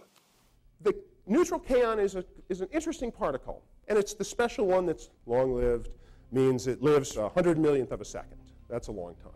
This particle is neither matter or antimatter. It's some mixture of the two. It's both at the same time. So this neutral kaon decays to a particle called the pion, it decays to the positron, and another particle called the neutrino. It also decays the mirror way. So if you look in our antimatter mirror again, you see that all the particles have flipped. We got one version and the antimatter version of it, and we can ask, how often does our friend the kaon decay this way, and how often does it decay that way? So by a tiny, tiny amount, one of these versions of decay is favored. That is an example of what we call an asymmetry.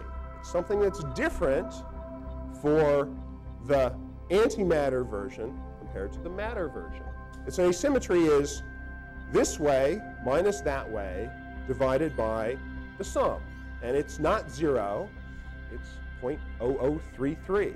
With this measurement, and actually some other measurements, we saw for the first time that matter and antimatter were different. While studying the properties of K-long particle beams sent through pieces of matter, physicists at Berkeley National Laboratory reported finding excess K-short particles in the regenerated kaon beam. In 1964, while attempting to verify the excess K-short regeneration, physicists James Cronin and Val Fitch at Berkeley National Laboratory found evidence of CP violation in neutral kaon oscillations. When a beam of neutral kaons travels, the K-short particles decay first, leaving behind a beam of just K-long particles. When this beam is shot through matter, quantum coherence between K-short and K-long is lost, and the beam emerges out of the other side with K-short particles regenerated as if they never decayed. The beam reemerges, consisting of both K-short and K-long particles.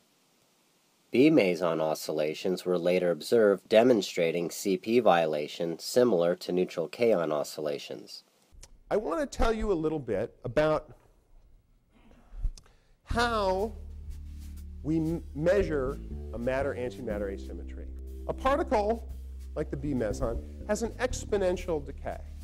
So if we look at the decays as a function of time in this great unit picosecond, you get this curve. A matter B-meson can just change instantly into an antimatter B-meson. It just happens. It's due to the weak force, but it just happens. Likewise, the antimatter B meson can all of a sudden just change into a matter version. They can go back and forth. It's not completely random. There's some regularity to how it occurs.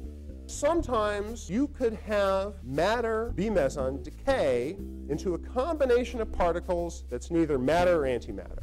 So the B can decay into this psi and a neutral kaon, and instead of the long-lived one, this is the short-lived one. The key is, again, it's the whole combination is neither matter or antimatter.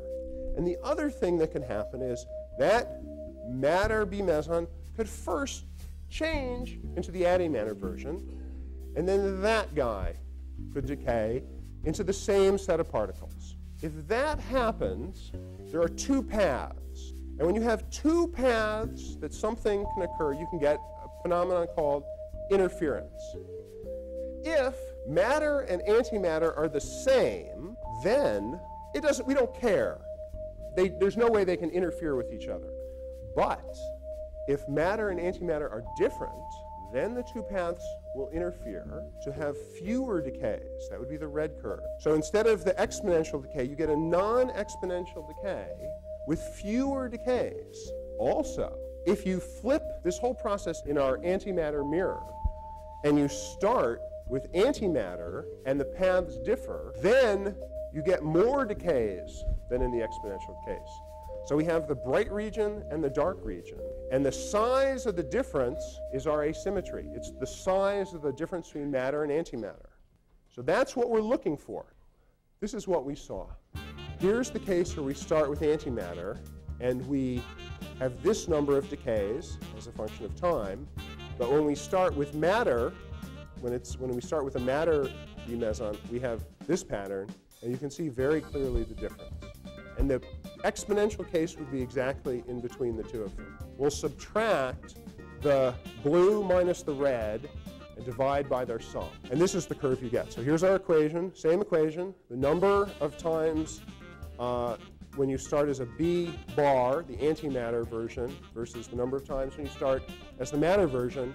Here's that difference over the sum, and you can see very clearly that asymmetry. We find that asymmetry is 0.69 with an uncertainty of only 0.03. It took us 10 years almost to measure it this well. It's extremely well measured, and you can see it does agree quite well with the predictions from the CKM model. In 2012, the Barbar experiment at SLAC National Accelerator Laboratory announced never-before-seen time reversal violations in neutral B mesons. Even though CP violation and T violations have equivalents, measuring T violating parameters in the time evolution of neutral B mesons represented the first direct observation of T violation through initial and final states that can only be connected by time reversible transformations. The end results were that the reverse process occurred at a higher rate than the forward process, representing a violation in the reversibility of time symmetry under CPT symmetry rules. This work was done using neutral B mesons at SLAC. You should know that these neutral B mesons will oscillate between their two different flavors. So, B meson, anti-B, B meson, anti-B.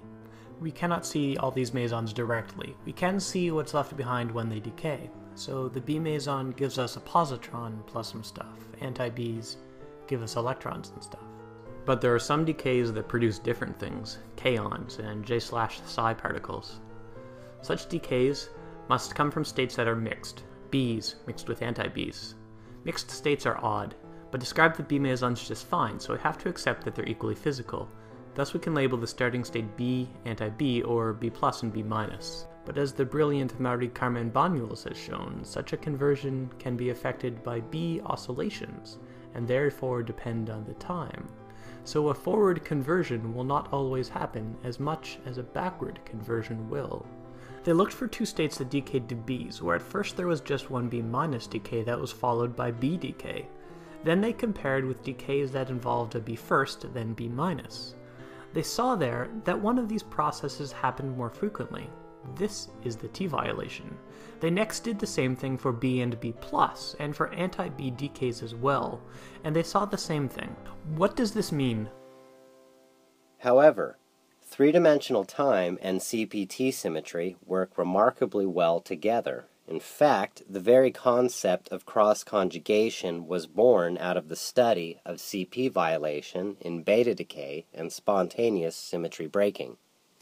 Once it's found that the left and right is wrong, the left and right symmetry is wrong, an important question comes.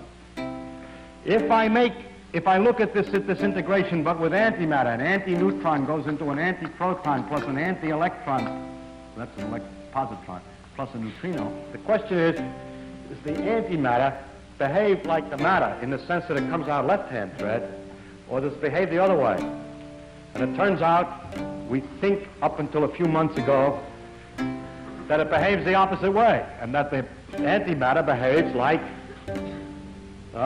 it goes to the right, where matter goes to the left. There are some very remarkable things which are the near symmetries. The remarkable feature of this effect that we can distinguish right and left is that we can distinguish right and left only with a very weak effect, with this beta disintegration.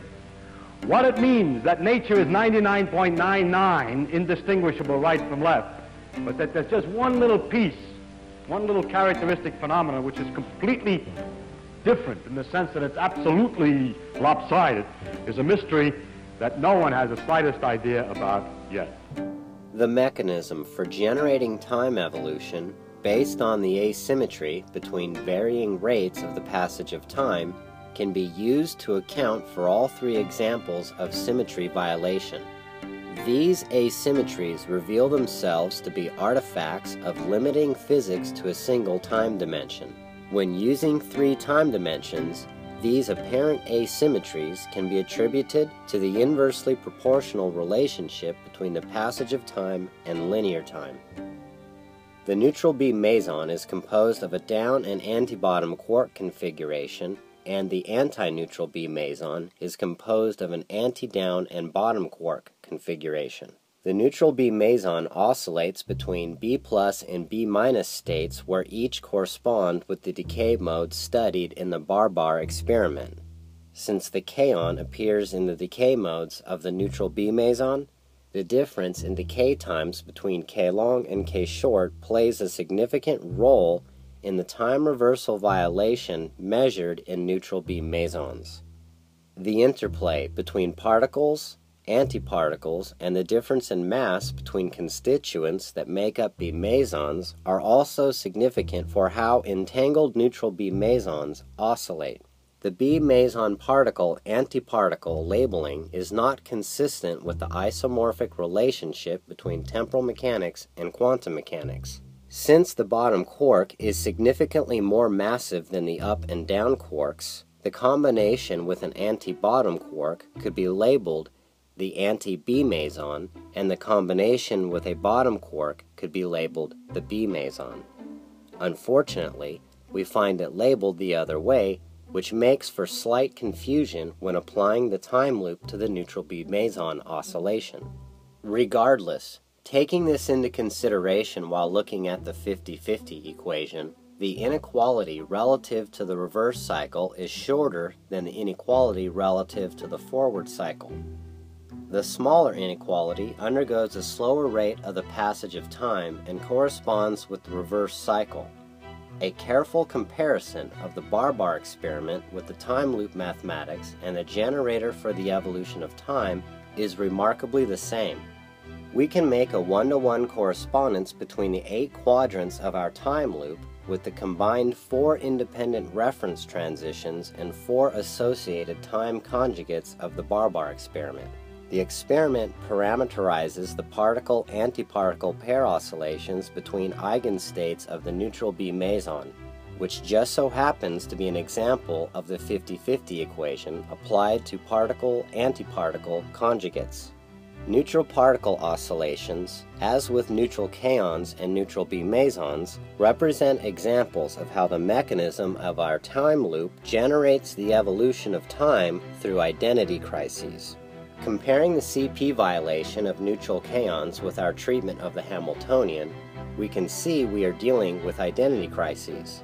Originally, when it was thought neutral kaon oscillations should maintain CP symmetry, it was assumed that k short equals k sub 1 and k long equals k sub 2.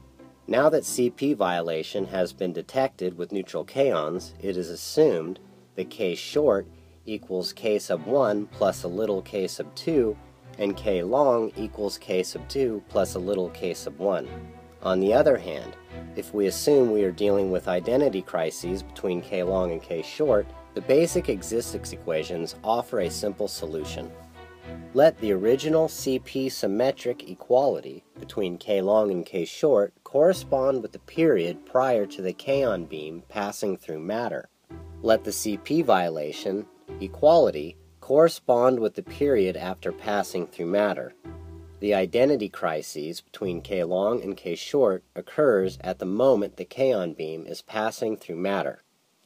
Relative to position, since k long is more massive than k short, the change in position for k long is shorter relative to k short, and since k short is less massive than k long, the change in position for k short is longer relative to k long.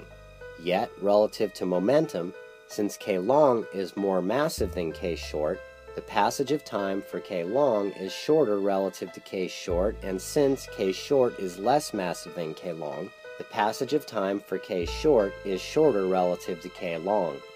This is why after the kaon beam passes through matter at varying rates of the passage of time, identity crises allow k short decays to occur long after expected over an extended period of time. This can be expressed in the following way.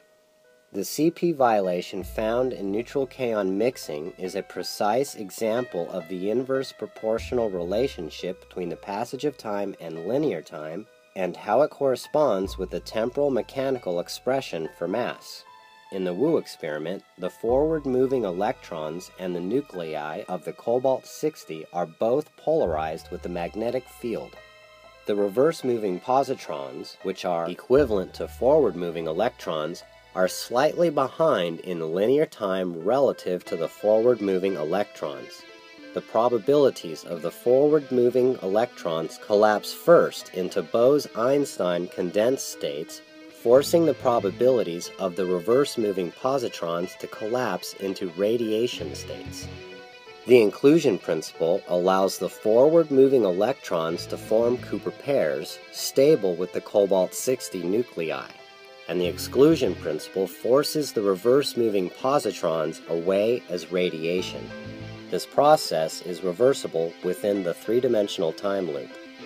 Similar to the refrigeration cycle, the magnetic field maintains a displacement in the passage of time between the forward-moving electrons and the reverse-moving positrons, allowing linear time to pass through at a constant rate in a constant direction. This magnetocaloric effect keeps the rate of the passage of time slow for the forward-moving electrons and more rapid for the reverse-moving positrons. This acts like pressure, keeping the forward-moving electrons bound in Cooper pairs on the upper section relative to the magnetic field and forcing the reverse-moving positrons to radiate away from the bottom section relative to the magnetic field. In this state, the passage of time relative to the Bose-Einstein condensed forward-moving electrons is slower than the passage of time relative to the reverse-moving positrons. Therefore, there are significantly fewer emissions in the polarized direction. Though the forward-moving electrons are in a forward-moving frame of reference relative to the reverse-moving positrons, the positrons continue going backwards in time faster than the forward-moving electrons go forward in time. Therefore, there are significantly more emissions opposite the polarized direction. Since CP violation and T violation have equivalence, since mass can be shown to be composed of temporal components, and since charge conjugation and parity can be projected into three-dimensional time as scalars, we can apply a four-vector model generating CPTM symmetry. The time reversal violation is actually an example of temporal entropy. The four variations of time reversal, two positive and two negative, are the two cross-conjugates that correspond with the new double delta function. Quantum electrodynamics is a complete description of the interaction between light and matter, where the mathematics of electricity and magnetism incorporate Einstein's special theory of relativity and the idea of quantum particles. Quantum chromodynamics is a complete description of the interaction between quarks and gluons of the nuclear strong force that holds the nucleus of atoms together. These two theories are examples of quantum field theories, where the theoretical structure treats subatomic particles as excitations of some underlying physical field. Each of the particles on the left represents excitations in their corresponding fields. The upper half consists of quarks, which make up hadron-like protons and neutrons. The lower half consists of leptons, which are electrons and neutrinos. Electrons correspond with electromagnetism, and neutrinos are part of weak interactions. All of these interactions are intermediated by the exchange particles, bosons, which carry forces between particles. The strong force and electromagnetic force could not interact without the nuclear weak force, which exchanges forces through the W-, W+, and neutral Z boson.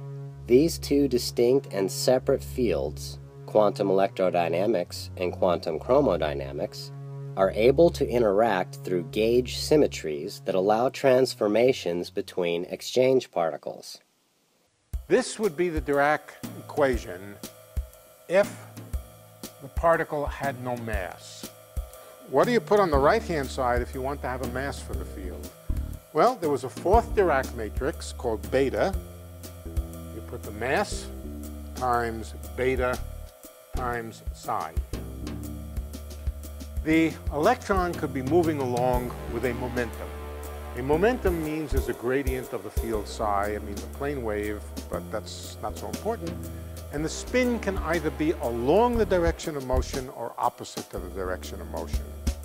Those two components, we can think of that as the left-handed components of the Dirac field and the right-handed components. Now you might think that the right thing to put here is something involving the right-handed field. But it turns out this matrix beta interchanges right hand and left hand. So a mass term over here corresponds to a coupling between right-handed and left-handed. And likewise, here's the equation for the left-handed component.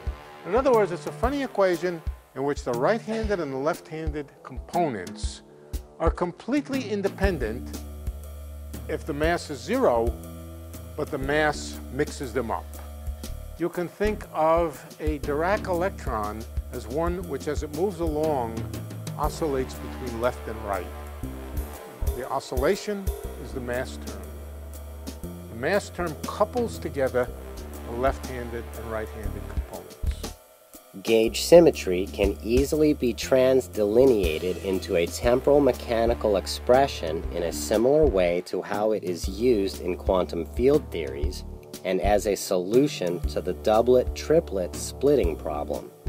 Charge conservation would not permit a mixing of left and right like this if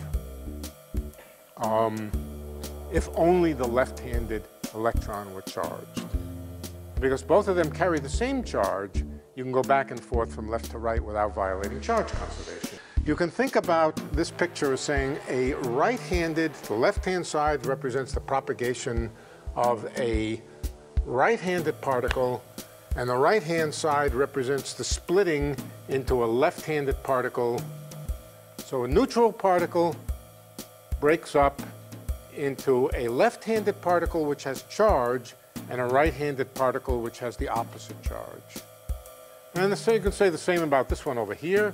A left-handed particle moves along and becomes a phi, and a right-handed particle. So that's the way you can think about this. It just describes a new kind of process in which lefts and rights can turn into each other, but only at the cost of emitting charged particles to compensate the charge. It is also understood that all of these particles gain their distinct rest mass through excitations in the Higgs field. So, the Higgs phenomena has another role. It gives the fermions mass. Now, there are different fermions in our world. There's the electron, there's the muon, there are the various quarks. That only means that there are a collection of different G's in the world. These G's are called Yukawa couplings, and there's one for each kind of fermion. So there's a whole spectrum of these different Yukawa couplings that nobody understands. But one thing that's interesting is you say, so all you've done is fit a collection of numbers to the masses of the fermions. But now you can hope for an experimental confirmation of these numbers. Here's an interesting fact. All of the particles that are seen in the standard model could not have a mass if it were not for this shift of the Higgs field. To say it yet another way, all of the masses of the known particles are such that they are proportional to this symmetry-breaking parameter F. The recent discovery of the Higgs boson confirms the existence of this background field that permeates the entire universe. Returning to our plasmon and phonon example, since positive T prime is slightly ahead of negative T prime relative to the position frame of reference, then we know that negative T prime is slightly more massive than positive T prime relative to the momentum frame of reference. When the forward plasmon is at positive T prime, the reverse plasmon is at negative T prime. However, there is a slight offset to account for relative frames of reference. Since positive T squared is slightly ahead of negative T squared relative to the position frame of reference, then we know that negative T squared is slightly more massive than positive T squared relative to the momentum frame of reference. When the forward phonon is at positive T squared, the reverse phonon is at negative T squared. However, there is a slight offset to account for the relative frames of reference. In this example, the phonon and plasmon are entangled through their relationship within the time loop. There are equivalences between the forward time properties of the phonon and plasmon, and equivalences between the reverse time properties of the phonon and plasmon. If a certain state is detected, then the probability of its cross-conjugate will collapse cross-symmetrically, or vice versa. Physicists like the Sanskrit tradition because the cosmologies that were written down, how the universe came about, apply pretty much today. The story is told about Robert Oppenheimer, when he saw the first blast, nuclear blast at Alamogordo. He said, well, I was thinking of the dance of Shakti. The biggest thing that you can think of is ever expanding. It is all the universe and all the many universes, if we have parallel universes, all summed up into one unbounded, expanding everything. On the other scale, the smallest thing you can think about is your center. It's not your body, it's not your ego, it's not your self-image, it's essential inside of all of those. And the equation of the Veda is Atman equals Brahman. That which is everything is that which is your essence. Advaita means not two. That which is the biggest is not different from that which is the smallest. In Sanskrit, that's called the Ritambara Pragyan. Ritam is where we get our word right. This is right, this is a right angle. That all goes back to the Sanskrit idea of that which is perfect. Mm-hmm. And everything in the universe, everything that's manifest, is imperfect. So the dynamic of the universe is for the imperfect to dynamically approach the perfect. Between 2001 and 2003, physicist Harold Dean Brown mentored me on quantum mechanics and modern cosmology. During that time, he helped me figure out where I might apply the existence equations to physics. By 2004, I had reconstructed key issues in theoretical physics to account for current and yet-to-be-discovered experimental anomalies. My entire model, to a certain extent, boiled down to a single interpretation. From the very beginning, I saw that variations in the relative rate of the passage of time should correspond with particle decay and mass somehow. There was no way of avoiding making specific predictions about the Higgs boson. This was unsettling at the time because the LHC wasn't near completion and wouldn't be up and running for nearly a decade. Besides other exotic predictions, it appeared to me that the Higgs particle should not decay into leptons or quarks easily, if at all. The Higgs should behave similar to the relationship between Z, W+, and W- bosons. I needed quarks more than leptons to get their mass from an entirely different process involving cross-conjugation and cross-symmetry. I prefer the idea that the universe is being created all of the time through cyclical processes evolving out of quantum fluctuation without a big bang. In this model, quarks pop in and out of the vacuum of empty space, manifesting the universe we see continually. Therefore, I concluded that the Higgs should decay mostly into neutral bosons, specifically photons and Z bosons, then lepton pairs starting with W+ and W-, and finally gluons and quarks. It seemed reasonable to make this prediction given that it was completely at odds with the proposed decay channels for the Higgs boson.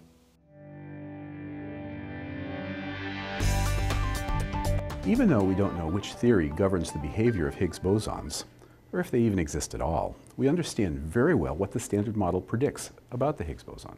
We physicists must explore a broad range of possible masses, and also the many ways in which it can decay. It turns out that these two factors are interrelated. So let's take a look at this graphic here.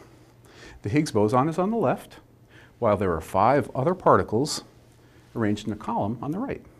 They are the most common particles into which the Higgs boson can decay. This is how we search for Higgs bosons. We pick a mass we want to study and find out how Higgs bosons of that mass are likely to decay. The new goal was to find a way to match my new prediction to the Standard Model in the event I happen to get it right. With the big announcement that's going to be made on July 4th, I really doubt that they're going to come out with the big grand announcement of finding its Higgs particle and finding it in such a way that it satisfies all of the expectations. A more complex concept of the Higgs particle would be needed. The inclusion principle and the exclusion principle become interlocked in a temporal oscillation of the one becoming the other. Distinguishing one particle from the other becomes a point of quantum behavior. Through the inclusion and exclusion principles, in a cross-symmetrical fashion, particle and antiparticle identities exchange, oscillating in and out of identity crisis moments in 3 dimensions of time. If we combine the ZZ and gamma gamma, a combined significance of 5 standard deviations. You have an excess of one big spike here in this region here.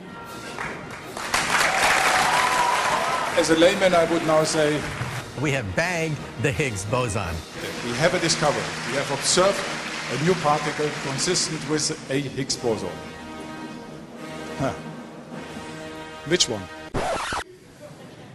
That remains open. Not only was the Higgs particle decaying into primarily neutral bosons, the Higgs was exhibiting identity crises between the decay channels of the Atlas detector and the CMS detector. This indicated entanglement between the Higgs phenomena in both detectors. If we assume that there's just one Higgs particle with a mass of 124 or so GeV, the problem is that in the CMS detector, the lighter mass is in the gamma-gamma channel, whereas in the Atlas detector, the lighter mass is in the ZZ channel. So this would indicate that the Higgs to gamma-gamma channel has more mass than the Higgs to ZZ channel. And then it's the ZZ channel now that's more massive, and it's the gamma-gamma channel that's lighter. How about that? Okay. It almost appears as though the same particle is happening at Atlas and CMS, and somehow through entanglement, another Higgs particle, so we'll go ahead and make that Higgs minus, make this Higgs plus, some other particle with the same decay modes but a heavier mass of approximately 126 GeV is happening in the subsequent decays, whereas the Higgs to ZZ channel has a heavier mass here, and the Higgs to gamma gamma has the heavier mass here. What's your opinion about that? Well, it could be a resonance phenomenon. So this is count at a certain energy. Yeah, exactly. Okay. They're not showing any coupling with the leptons or the quarks. Oh, that's right, yeah. It's just going to bosons there. Was there hadrons? No, just bosons. They got it to go to the W plus, and they got a WW channel going. So there's charge. But there's still no coupling with the quarks and the leptons. And okay, the quarks would be the hadrons. Okay. So we could correspond the masses like this. So the problem here is that we have one particle and two detectors at the same time in both instances, which is extremely peculiar and odd. So what's the alternative? And that is to go, okay, well, what we have is we just have a single Higgs particle, but there is a mass variation that's happening with its decay modes. The problem with that is then we have to explain not only why there is a significant mass difference between the gamma gamma and the ZZ channel, but why that reverses between the detectors. It looks like we're having sort of a quantum behavior of do we have one particle or two, and it looks like it depends on how you measure it. So the issue was actually a resonance phenomena and some sort of a correlation inside the ring where you would get correlation between what's detected here and detected there, and there's this observable some sort of phase phenomena between the two, so that that's at very high energy. This is a new ring. There could be new phenomena of the protons circulating in there, and that could have properties that we don't know. I mean, it's going that way. It sees a really small ring. Here, again, the heavier mass is the gamma gamma channel, whereas down here, the heavier mass is the ZZ. What the Higgs paradox is it appears that we have either one particle in two detectors at the same time, or we're having two particles, and in some way they're entangled in some new form of quantum behavior. So for there to be entanglement between the two detectors actually isn't that peculiar at all then, is it? No, it's unexpected, but it's not peculiar. It could, each proton could have a wave function inside the ring. So there could have been possible couplings with quarks and leptons, but their interference pattern is interfering with that channel, maybe. Well, I don't know. The explanation of absence of leptons and quarks is beyond me. Okay. Well, the previous paradigm was, if it can, it does. So there has to be something that forbids it.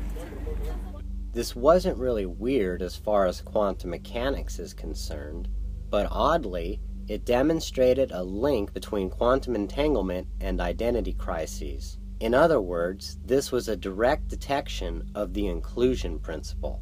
The experimental data indicated the presence of not just one Higgs field, but two.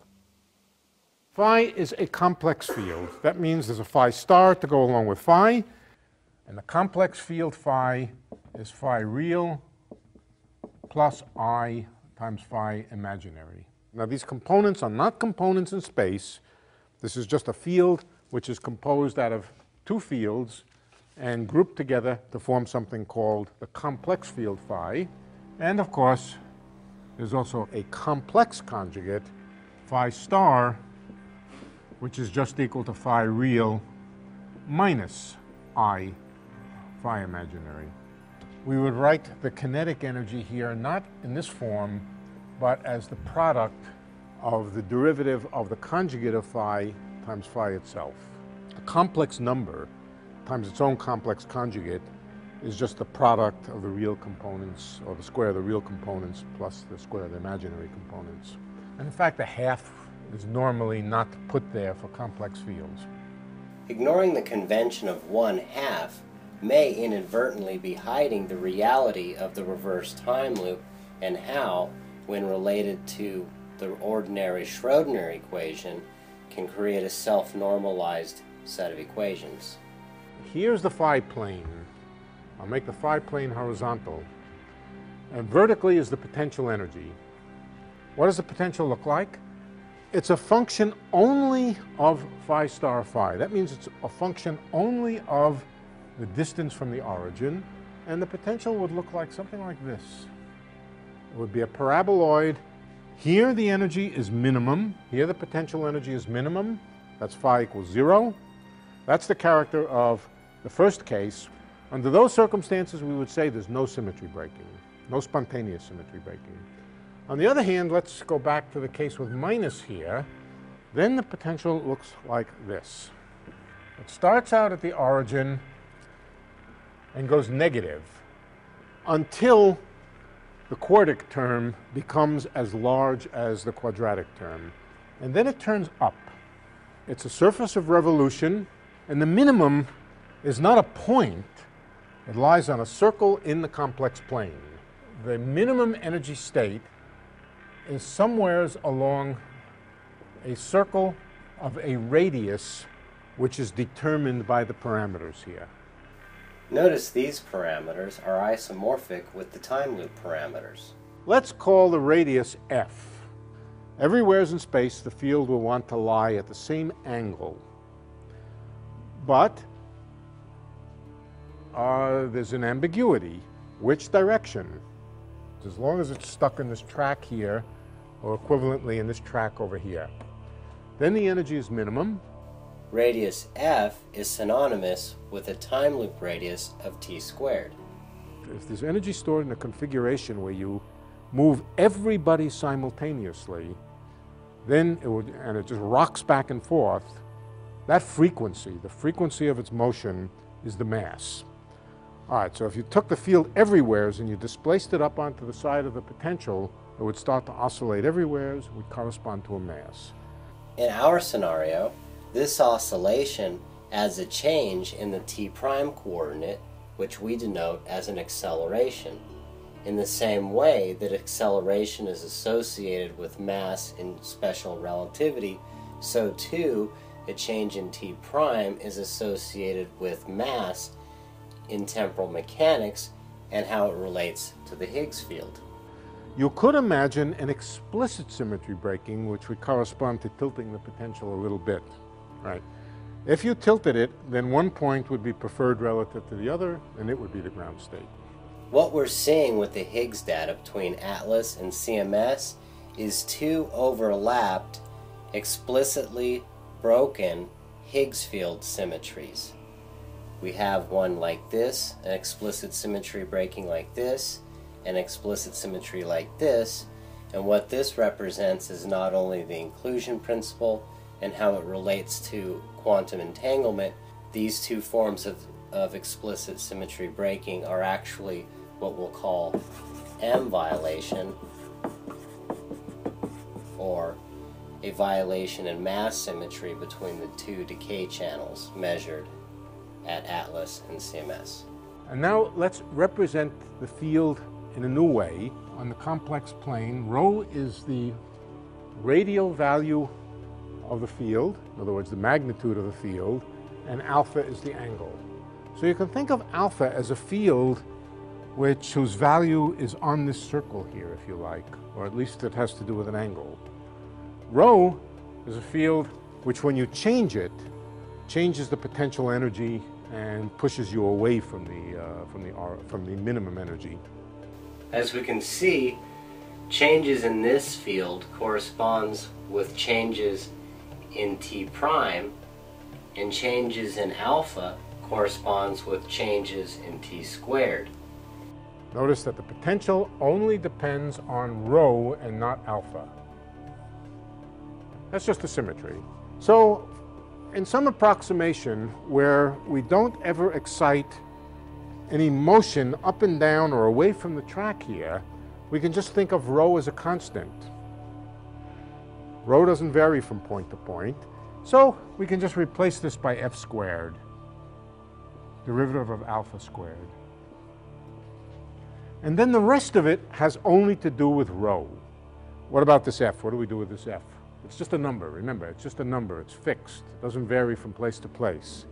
We can absorb it into the redefinition of alpha. In addition, the temporal mechanical definition for mass, t prime times t squared, corresponds with the radius f squared times the partial derivative of alpha squared. And so this kind of field has two distinct kinds of quanta associated with it, one massless, one massive. Oscillating this way, we would call the Higgs boson, and it has a mass. What about oscillating this way?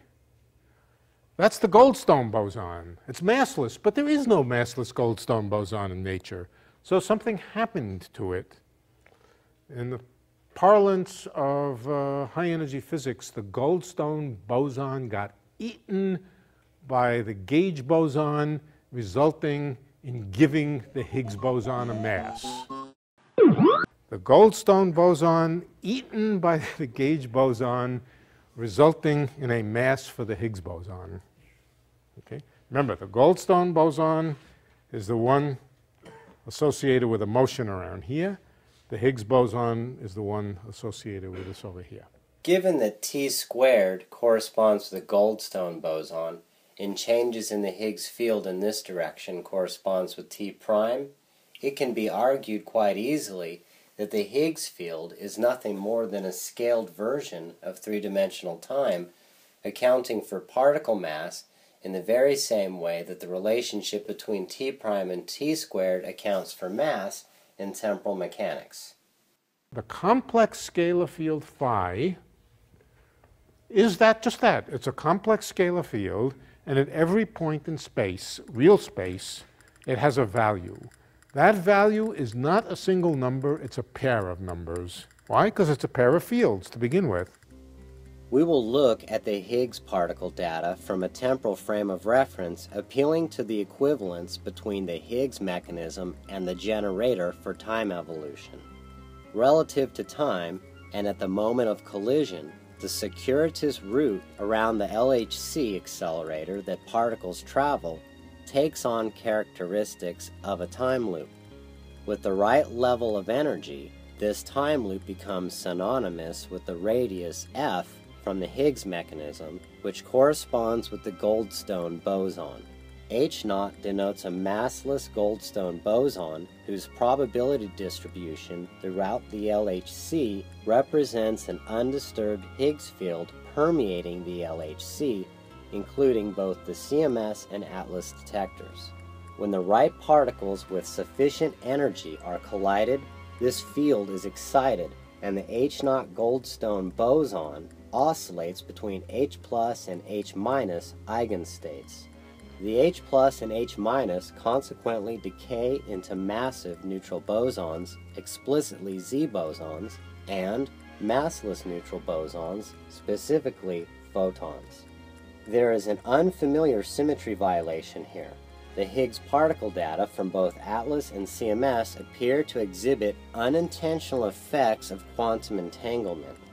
Comparing the neutral kaon mixing CP violation and the neutral B meson oscillation T violation with the H plus and H minus decay modes demonstrates a new kind of symmetry breaking, M violation. In relativity, it is assumed that inertial mass is invariant under Lorentz transformations. Conversely, the Higgs particle is showing us otherwise. Similar to the two-slit experiment, both the H plus and H minus eigenstates have a probability to be detected in either the ATLAS or CMS detector. By oversimplifying the issue, assuming there is quantum entanglement between particle beams, someone at CMS might first detect Z bosons, then affecting ATLAS's probability to detect the same. If the Z boson channel detected in CMS tends to be more energetic, then the Z bosons detected in ATLAS will tend to be less energetic, or vice versa. Consequently, since the Higgs particle also decays into photons, the less energetic photon channel would correspond with the more energetic Z channel, and the more energetic photon channel would correspond with the less energetic Z channel. This asymmetry between ZZ channels, or the gamma-gamma diphoton channel, corresponds with the 50-50 relationship between forward and reverse time. The H plus and H minus eigenstates represent two different Higgs fields orthogonally oriented in forward and reverse time simultaneously relative to one another. The H naught is the same Goldstone boson in both fields, so it Lorentz transforms either way, giving mass to the Higgs particles. There is a slight mass variation between the ATLAS and CMS measurements. This may affect the precision of determining a mass violation between decay channels. Nevertheless, we could swap the ZZ and diphoton channels between eigenstates and still end up with two Higgs particles, one heavier than the other. This criss-cross relationship of probable eigenstates between detectors is a perfect example of quantum entanglement involving both the exclusion and inclusion principle and how identity crises and the uncertainty principle are related. We get an important insight into the inversely proportional relationship between the absolute value of the passage of time and linear time found in the temporal mechanical expression for mass and how it relates to the standard model. The big question becomes, what normalizes this inertial mass variance with the conservation of energy? A variety of time loops cycle with varying rates of the passage of time.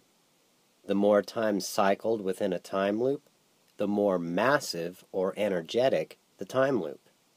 The ratio between the passage of time with linear time and between the period of time with the present moment determines the curvature of space-time.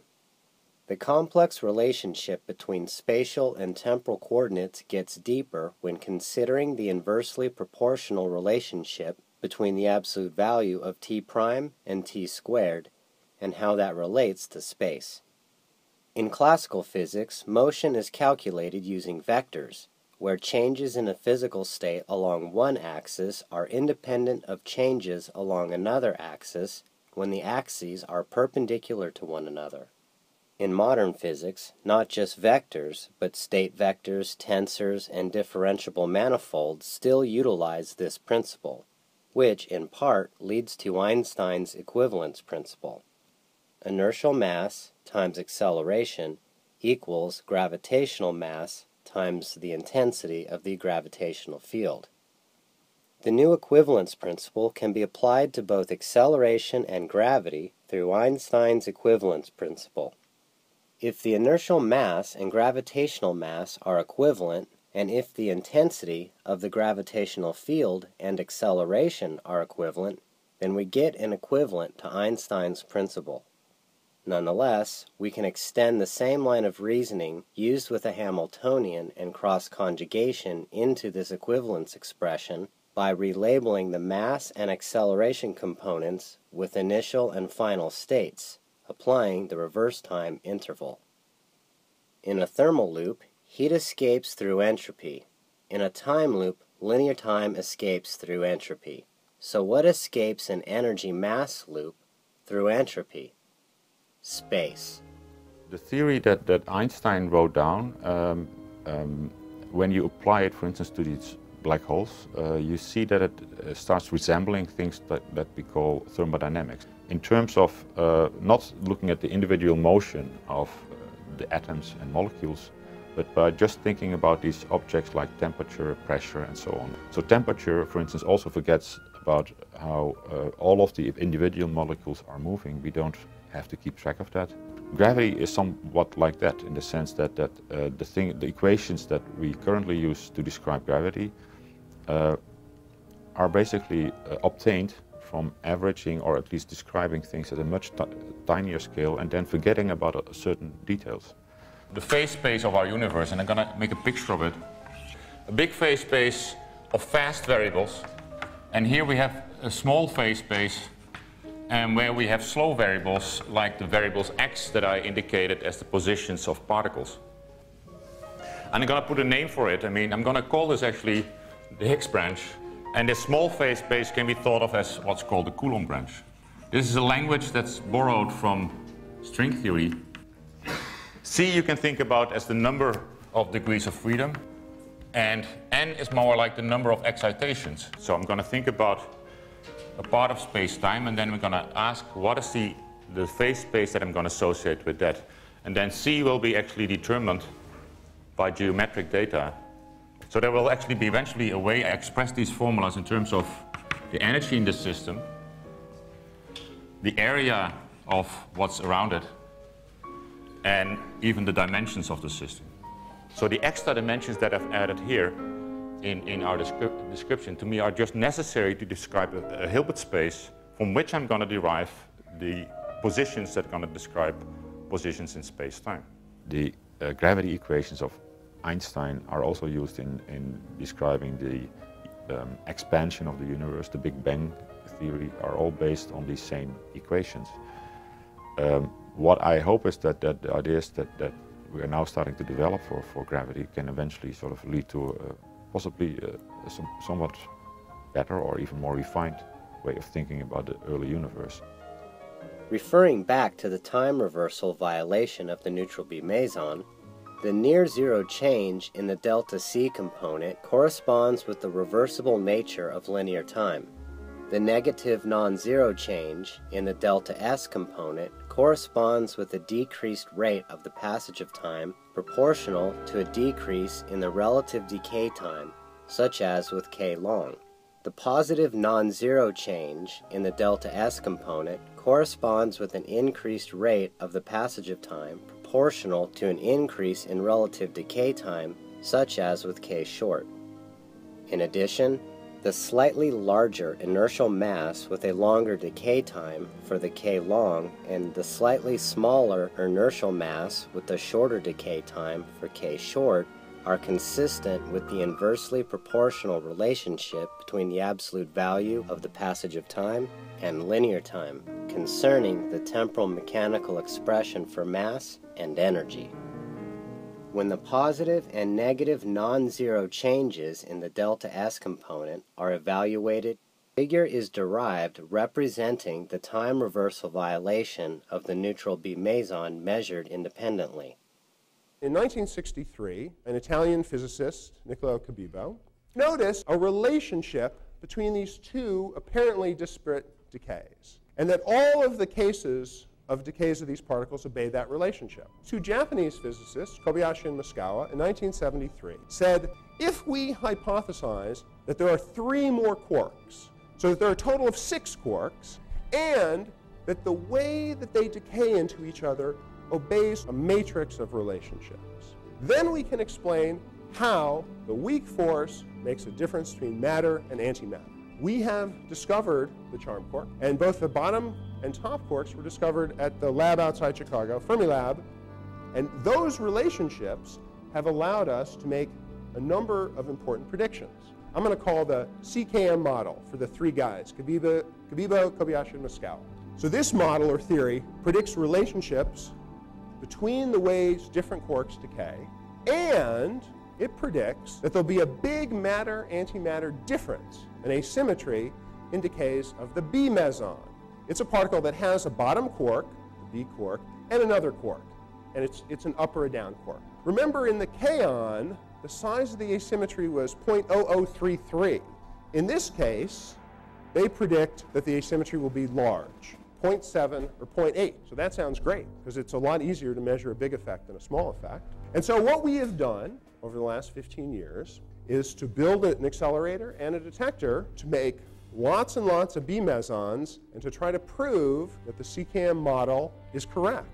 The problem is the CKM model of differences between matter and antimatter cannot, unfortunately, explain why there's matter left in the universe. If the CKM model were the only way that forces were different between matter and antimatter, we would have 1/10 billionth of the amount of matter in the universe that we actually have. Remember, because of CPT symmetry, there is equivalence between CP violations and time reversal violations. Likewise, the CKM matrix connects the asymmetry between particles and antiparticles, preserving CPT symmetry. However, neither the CKM matrix nor the CPT symmetry account for gravity. The Standard Model remains silent regarding one of the four fundamental forces in physics. Furthermore, the M violation detected in the decay channels of the Higgs boson indicates yet another symmetry not covered by CPT symmetry corresponding with mass invariance. Temporal mechanics preserves rotation, reflection, and translation symmetry within a three-dimensional time construct whereby temporal asymmetries are the equivalent to the mass violation asymmetry found in the Higgs decay channels. What saves M violation from violating the conservation of energy? Three-dimensional time and its relationship with space. Therefore, CPTM symmetry may be a new fundamental symmetry of physical law if the Higgs data remains more or less the same in 2015 when the particle beam's brightness is significantly increased. How does inertial mass stay invariant if its passage of time component can change?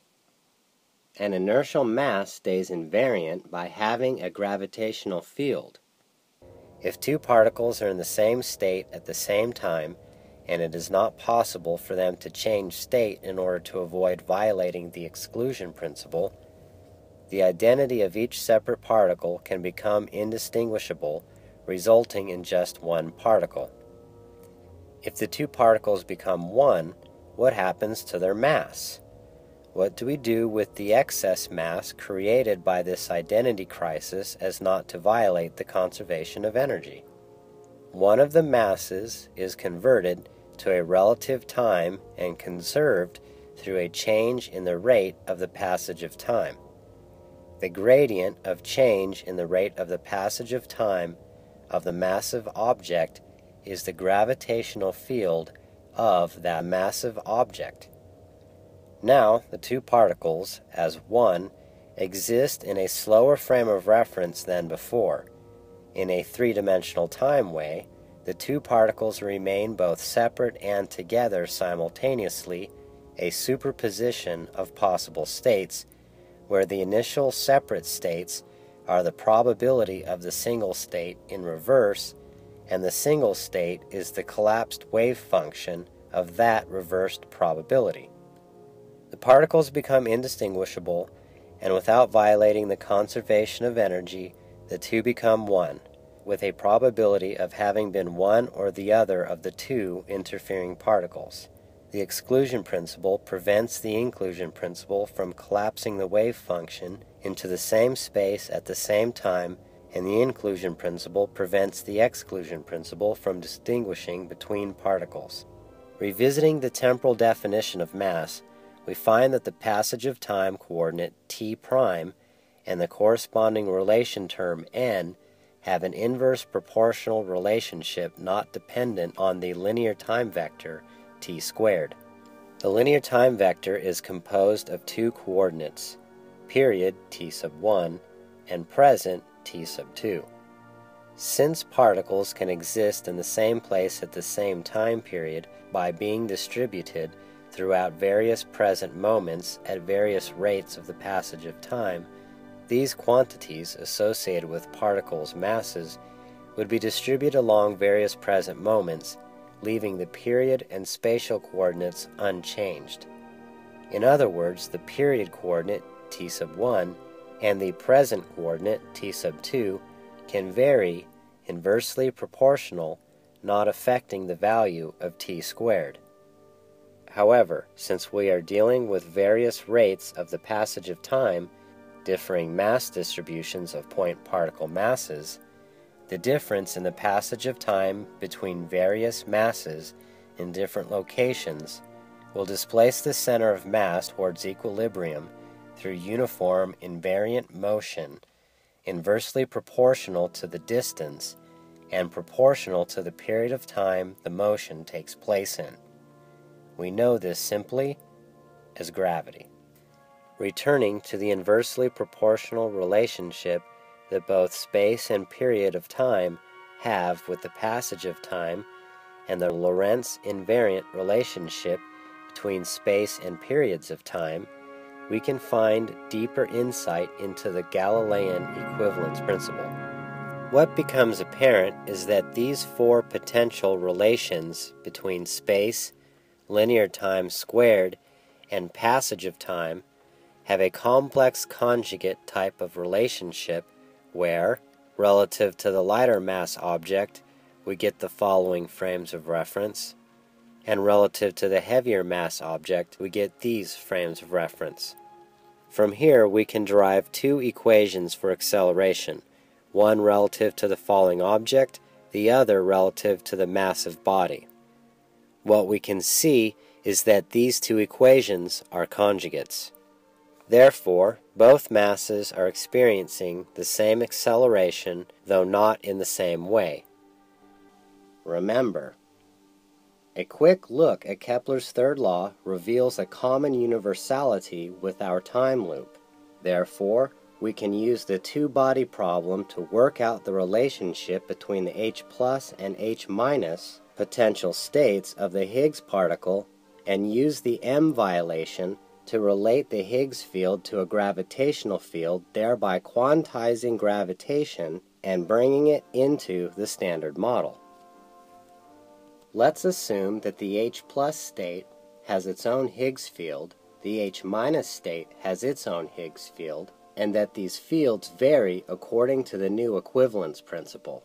Since the H naught is a massless Goldstone boson, we will let it intermediate between the H plus field and the H minus field.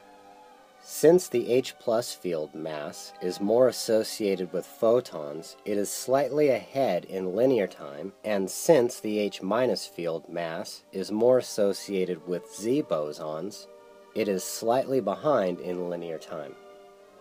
However, relative to a position frame of reference, since the H minus field overall bears less mass than the H plus field, the opposite is true. We will assume that the H plus field is more gravitation-like and that the H minus field is more inertial mass-like. There are four basic asymmetries that make up the massive Higgs boson oscillations. It is the inversely proportional asymmetry between H plus and H minus that couples them together. The H naught boson exchanges the inertial mass/momentum between H plus and H minus. Therefore, this massless Goldstone Higgs is gravitation-like, oscillating mass between H plus and H minus fields through its three-dimensional time equivalence and inversely proportional to the square of the period between them.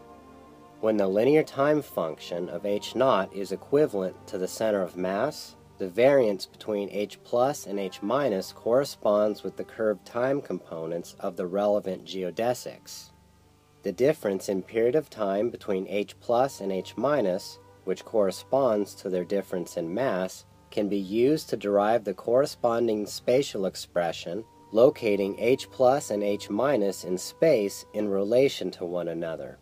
When we take the spatial coordinates and the temporal coordinates and apply them together through cross-symmetry or cross-conjugation, what we're able to do is superimpose these two reference frames on top of one another, and what we can see is we end up with an identity crisis.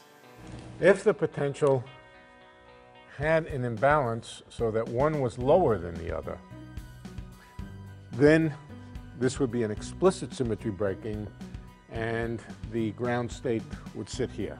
In that case, if you take a very, very big sample, there will not be domain walls. It will be very energetically unfavorable to have domain walls. The domain wall will simply want to minimize the number of wrong-directed spins or wrong-directed fields and simply move over and try to wipe out the wrong spins. U1 is a continuous symmetry, SU2, SU3, whatever. They're all continuous symmetries where you can interpolate configurations by using the continuous generators of the group to go from one configuration to another. We want to understand what it would mean to spontaneously break a continuous symmetry. If we start with the cross-conjugate equivalence between the first and third quadrants of the identity crises complex unit circle, we can apply absolute values to the passage of time components, setting both forward and reverse time directions equal. In doing so, entropy can be applied to both spatial and temporal frames of reference, where both H plus and H minus tend towards sharing the same frame of reference in the same direction of time. Entropy depends upon the number of ways a system can be arranged. The more ways a system can be in a macroscopic state, the higher the entropy. So the entropy, or Boltzmann's equation for the entropy, is equal to KB, Boltzmann's constant, times the natural log of the number of ways the system can be in that particular state. So this is a case where we have all 4 light bulbs on, we're at the highest energy state, all 4 light bulbs off, the lowest energy state, and then there are states in between. First we'll look at the state where there are none on. They're all off. So the probability is 1/16 because there are 2 to the 4th ways we can have these light bulbs either on, off, or somewhere in between. This gives us an entropy of 0 because since there's only one way, the natural log of 1 is 0. When there's 1 on, there are 4 possible states. Any one of the lights can be turned on when all the rest are off. So there's 4 possible ways. Looking at the rest of them, 2 on has the most possible states for the highest probability and also the highest entropy. 3 on goes back to the situation of 1 on, so it has the same entropy. And 4 on is the same as none on as far as the fact there's only one way we can do this. So it also has 0 entropy. There's a formula for the number of ways, and this formula just says that we take the capital N, which is the number of light bulbs, molecules, whatever particles there are in the system, and in this case there's 2 different situations, off or on, so the number of light bulbs that are in the off position and the number of light bulbs that are in the on position. The different states represent a gradient from inequality to equality. Together, the temporal asymmetry and spatial asymmetry neutralize over a period of time as a positive change in entropy. The mechanism for initiating time evolution is the cause for the curvature of space-time. This can be expressed through an inequality of rate between A and B, where the rate relative to A is ahead of the rate relative to B, and the rate relative to B is behind the rate relative to A. The inequality between rates has an inversely proportional relationship with the difference in passage of time components between A and B. B is more massive than A, therefore B undergoes a slower rate of the passage of time than A. A is less massive than B, therefore A undergoes a faster rate of the passage of time than B. Revolving about a common center of mass in uniform circular motion is a time-reversible process with a constant positive change in entropy in the form of linear time. Drifting away or coming together towards a common center of mass is not a time-reversible process. Regardless, these processes are equivalent to interacting with a force proportional to the mass and inversely proportional to the square of the distance between them. First, ask the question, how does space-time curve in response to matter? Or ask another way, what determines the metric? In the Newtonian case, we have the Newtonian laws of gravity. They determine the gravitational potential. There must be some analog in general relativity. This is the path that Einstein took. He was forced to modify his thinking about space and time because he realized early on that a proper description of gravity would require curved space-time. Really, though, what this equation means is a set of 3 equations for each of the components of the vector.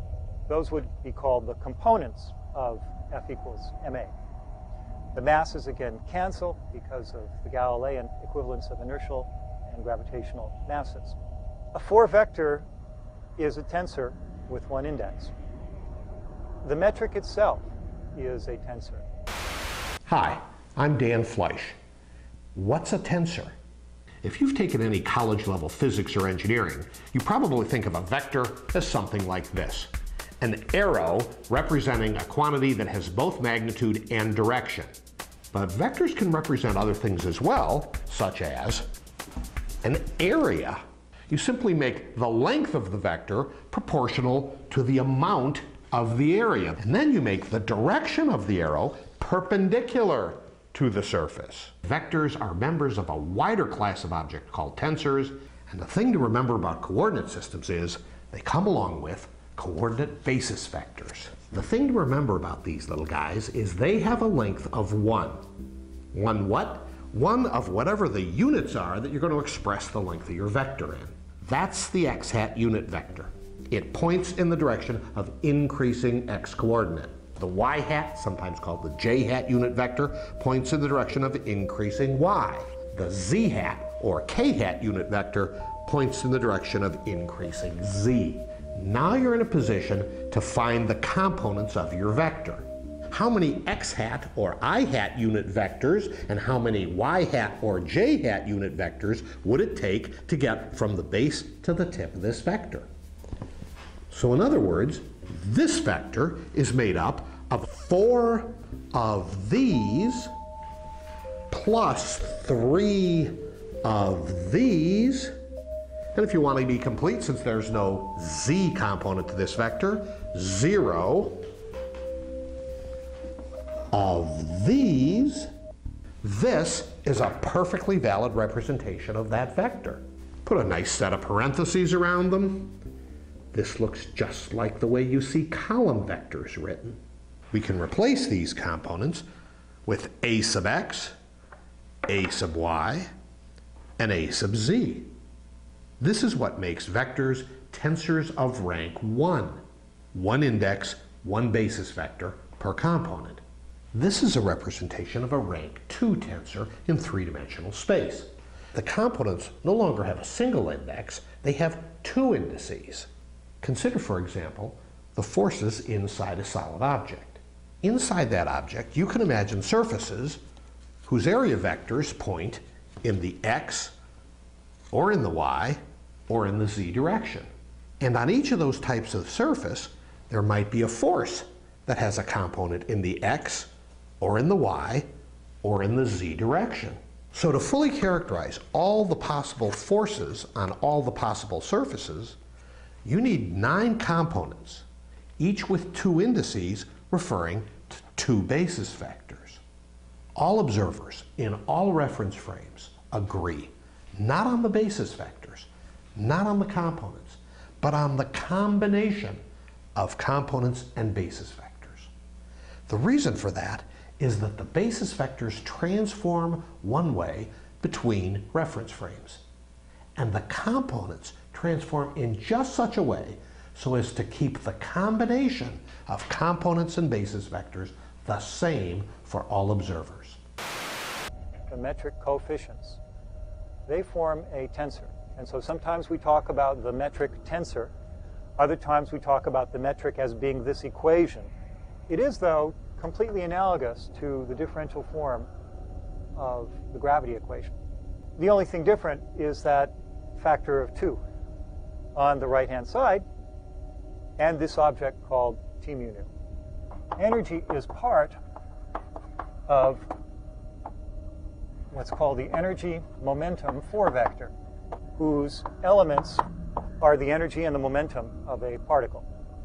But this energy density is not the same as energy. It is energy per unit volume. So in a moving frame, if the momentum equals 0 in frame S, then in S prime, U prime is equal to gamma squared times U, where this gamma is the famous Lorentz factor, 1 over the square root of 1 minus beta squared. in a local Lorentz frame. This matrix, T mu nu, it's a 4x4 matrix. I can split it up into pieces where the 0, 0 component, this would be 0, 1, 2, 3, 0, 1, 2, 3, labeling the rows and columns of the matrix. This 0, 0 component is the energy density. This component is the momentum density. The three components along the top row and also along the column, momentum density. And then there's a 3x3 part in the middle that is called the stress tensor. The components of this stress tensor include, very importantly, pressure. It's a 3x3 matrix whose diagonal elements are pressure. Why should pressure appear here? Well, look at the energy density. That's energy per unit volume. Energy, momentum, and pressure participate in the requirements for energy conservation. This Einstein tensor is up to trivial redefinitions the only tensor that is linear in the second partial derivatives of the metric coefficients. First derivative tells you the slope, second derivative tells you about the curvature. Here you see the second derivatives of the metric. If I take the second partial derivatives of this object, the set of partial derivatives I have here in these parentheses, in the weak field limit, Einstein field equations exactly reproduce the Newtonian equation for the gravitational potential. They do so with the implication, with the cost, that the time part of the metric, this is the thing that multiplies the dt squared, is not 1, but it's 1 plus 2 phi. And that means that time is warped. This is the weak field limit of general relativity. All of Newtonian gravity that we're familiar with comes from warped time, from the time factor in the metric. All the popular discussion of black holes is associated with the curved space and these funnel embedding diagrams. And, you know, we spent so much time already with the spatial curvature. It's the time part of the metric that tells bodies how to fall in a gravitational field. And that's what the Einstein equations are all about. After a brief examination of Einstein's field equations, we find a familiar theme. The left-handed side of the expression corresponds with the curvature of space-time, and the right-handed side of the expression corresponds with the matter-energy content of space-time. We can apply the new equivalence principle and the generator for time evolution to Einstein's field equation. Let the initial and final states have an inversely proportional relationship. Focusing on one side at a time, for simplicity let the speed of light equal 1.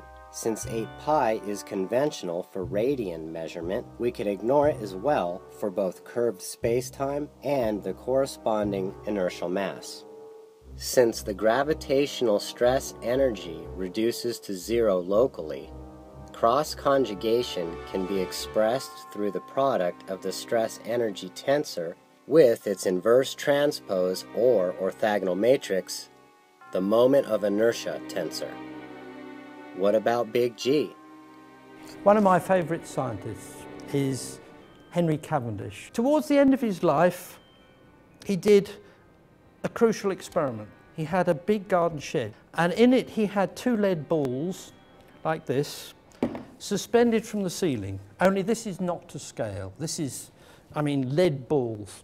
So he had an aperture, a place where he looked through, and he put a telescope out there, staring through the window to take his measurements over a year.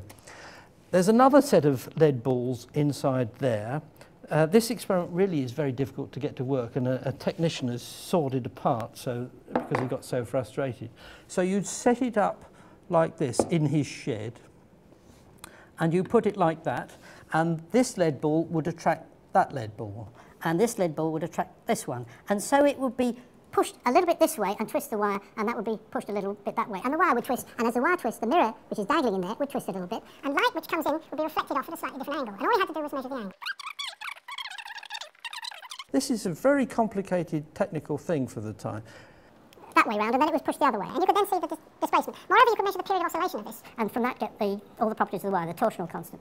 And that enabled him to measure big G, the gravitational constant, to an accuracy of 1%.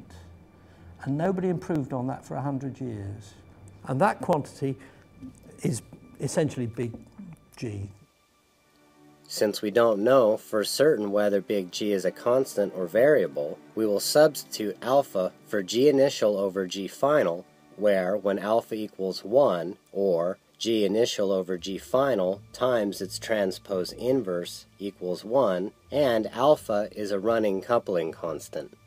By expressing the stress-energy tensor and the moment of inertia tensor in a diagonal matrix form and multiplying them together, we get the following scalar matrix. Likewise, if we examine the left side of the equation, we see a familiar concept. We will associate the cosmological constant, in this form, with U star and substitute the Einstein tensor with the identity constant expressed in matrix form. The inverse transpose relationship between n star minus I and I minus U star always disappears locally in any particular frame at any specific point, and it can only be expressed non-locally as a quotient of non-zero numbers. However, if we let n star minus I equal I minus U star, where both are some discrete amount, since alpha is an adjustable coupling constant, we can let it equal 1 for the unitary case, square both sides, and get the identity matrix. Nonetheless, there are two cross-conjugate pairs and both must be accounted for. We end up with two skewed or antisymmetric matrices with a cross-symmetrical relationship as a commutative ring. When the adjustable coupling constant is negative, it represents the exclusion principle. When the adjustable coupling constant is positive, it represents the inclusion principle. These two metrics represent any pair of oscillating pseudoscalars orienting slightly out of phase. Can a variable coupling constant change proportionally or inversely proportionally with both metrics so that the field strength, scale, and range can be fixed to a specific set of values? The relationship between different rates of the passage of time corresponds with the beta function and all of the other coupling constants in the same way that the generator for time evolution works within the three-dimensional time loop. The universality between thermodynamics and temporal mechanics can reduce the fundamental forces of nature into a single expression, a new equivalence principle, which can be used as the generator for the evolution of time. If the necessary equivalences can be worked out between these two expressions, then we finally have a unified field equation that accounts for the fundamental forces of nature. It appears that the subtle adjustments made to time evolution using equivalences between thermodynamics and three-dimensional time and applying it to physics unlocks the mystery surrounding inertial mass, gravitation, and how they relate to quantum mechanics. So where does this lead us? In beginnings, there is light. Or is it the ending? How do things begin or end in three-dimensional time? The relationship of the time loop with the uncertainty principle has an interesting consequence. At the smallest scale possible for quantum fluctuations, the in and out sides of the time loop become indistinguishable, and there is a superposition of both coming out of and going back into the vacuum, which can be expressed through a complex unit circle. At a fundamental level, coming into existence and going out of existence becomes indistinguishable. Yet we see things coming and going out of existence all of the time. Or do we? In actuality, we are watching transformations from one form of existence into another, preserving not only the conservation of energy, but preserving the conservation of information. There is no Big Bang, and existence emerges from the vacuum through minimal quantum fluctuations. But how does it work? Let's consider two forms of creation, soft and hard. Hard creation involves big bangs such as supernova or high-energy particle collisions. For the most part, modern cosmology assumes hard creation as the primary source of the universe. On the other hand, consider the possibility of soft creation, creation involving condensations over a variety of periods of time. Suppose that creation happens through multiple facets, possibly even different for different types of particles. Keeping the universe very, very smooth at early times is not easy. It's a delicate arrangement. It's a clue that the early universe is not chosen randomly. There was something that made it that way. We would like to know what. This insight that entropy increases, by the way, is what's behind what we call the arrow of time. Boltzmann explained that if you start with low entropy, it's very natural for it to increase because there's more ways to be high entropy. What he didn't explain was why the entropy was ever low in the first place. We'd like to understand that. Unfortunately, it's actually not a problem that we've been giving enough attention to. The reason the problem has gotten worse rather than better is because in 1998 we learned something crucial about the universe that we didn't know before. We learned that it's accelerating. Space may be finite or infinite, but because the universe is accelerating, there are parts of it we cannot see and never will see. There's a finite region of space that we have access to surrounded by a horizon, so even though time goes on forever, space is limited to us. Empty space has a temperature, some thermal fluctuations, even in empty space. So what this means is that the universe is like a box of gas that lasts forever. So Boltzmann says, look, you could start with a universe that was in thermal equilibrium. He didn't know about the Big Bang. He didn't know about the expansion of the universe. If you're Boltzmann, you know that if you wait long enough, the random fluctuations of those molecules will occasionally bring them into lower entropy configurations. And then, of course, in the natural course of things, they will expand back. Well, if that's true, Boltzmann then goes on to invent two very modern-sounding ideas, the multiverse and the anthropic principle. If you imagine a very, very big universe, an infinitely big universe, with randomly bumping into each other particles, there will occasionally be small fluctuations in the lower entropy states and then they relax back. But there will also be large fluctuations. Occasionally you will make a planet, or a star, or a galaxy, or 100 billion galaxies. So this scenario makes predictions. And the predictions are that the fluctuations that make us are minimal. The universe is not a fluctuation. Why did the early universe have a low entropy? Here is the universe that we tell you about versus the universe that really exists. I just showed you this picture. The universe is expanding for the last 10 billion years or so. It's cooling off. But we now know enough about the future of the universe to say a lot more. If the dark energy remains around, we will live in a universe with nothing in it but black holes. That universe will last 10 to the 100 years. The future is much longer than the past.